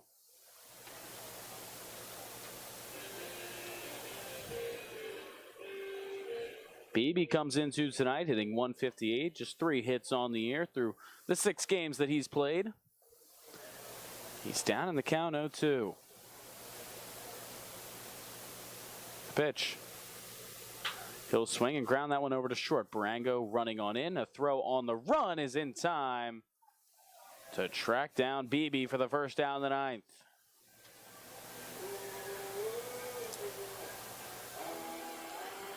That'll bring up Jeremiah Boyd, who's got a pair of hits tonight. Looking to add on, he's making it quite the battle for Steamer of the Week, which is coming up in a couple of days. With him and Chase Bruno have both been phenomenal. Not just this week, but through the first couple of weeks this season.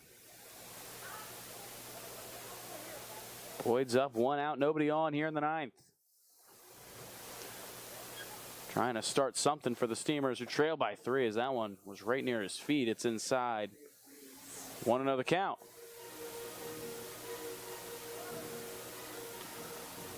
Fans, remember, you can reach out to us on Twitter, Instagram, Facebook, even this chat right now. Let us know who you want to see for the next Steamer of the Week, as Boyd swings and misses at that one count, evens up at 1-1.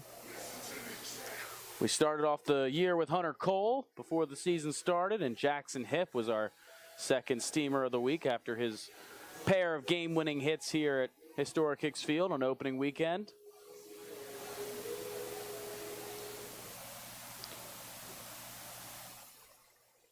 Boyd even in the count with Brady, 1-1. The pitch. Boyd chops it first base side. It'll stay in fair territory as it's slowly taking an L jog back towards the plate.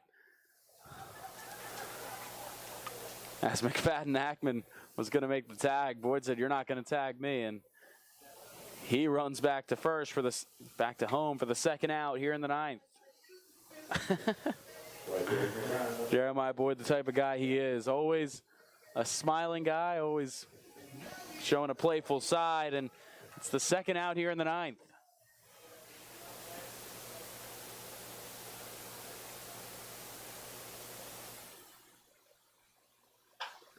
Jackson Hipp into the game now, batting in the same spot Houston Wright was in a couple of innings ago. He's down in the count, 0-1.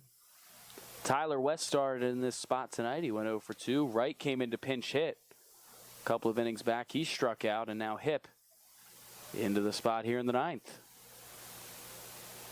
Swings and misses, and the Clams down to their final strike here tonight. Hipp and Wright had gotten the day off from starting today, but both used as pinch hitters here in the late innings. Hipp hitting .241 coming into this one. Brady and the River Bandits 1 strike away. The 0-2 pitch. Swing and a miss. He struck him out. That'll wrap it up here at Historic Hicks Field. A convincing 5-2 win for the Tarboro River Bandits. They moved to 2-0 against the Steamers this season. The River Bandits improved to 7-1 overall, 3-1 in Premier Collegiate League play, tying them for first place with the Greenbrier Knights. The Steamers fall to 6-4, 3-4 in Premier Collegiate League play. It's the second 2-game losing streak of the year for the Clams, following a 3-game winning streak. They now fall to 500, even 3-3 here at Historic Hicks Field. The Clams will be back on the road tomorrow before returning home for a pair of games Friday and Saturday here at Historic Hicks Field. as tonight was the second of another 5-day stretch of games in 5 days for the Clams. That'll wrap things up here tonight at historic Hicks Field. Another tough loss here at home for the Clams as Tarboro wins this one 5-2.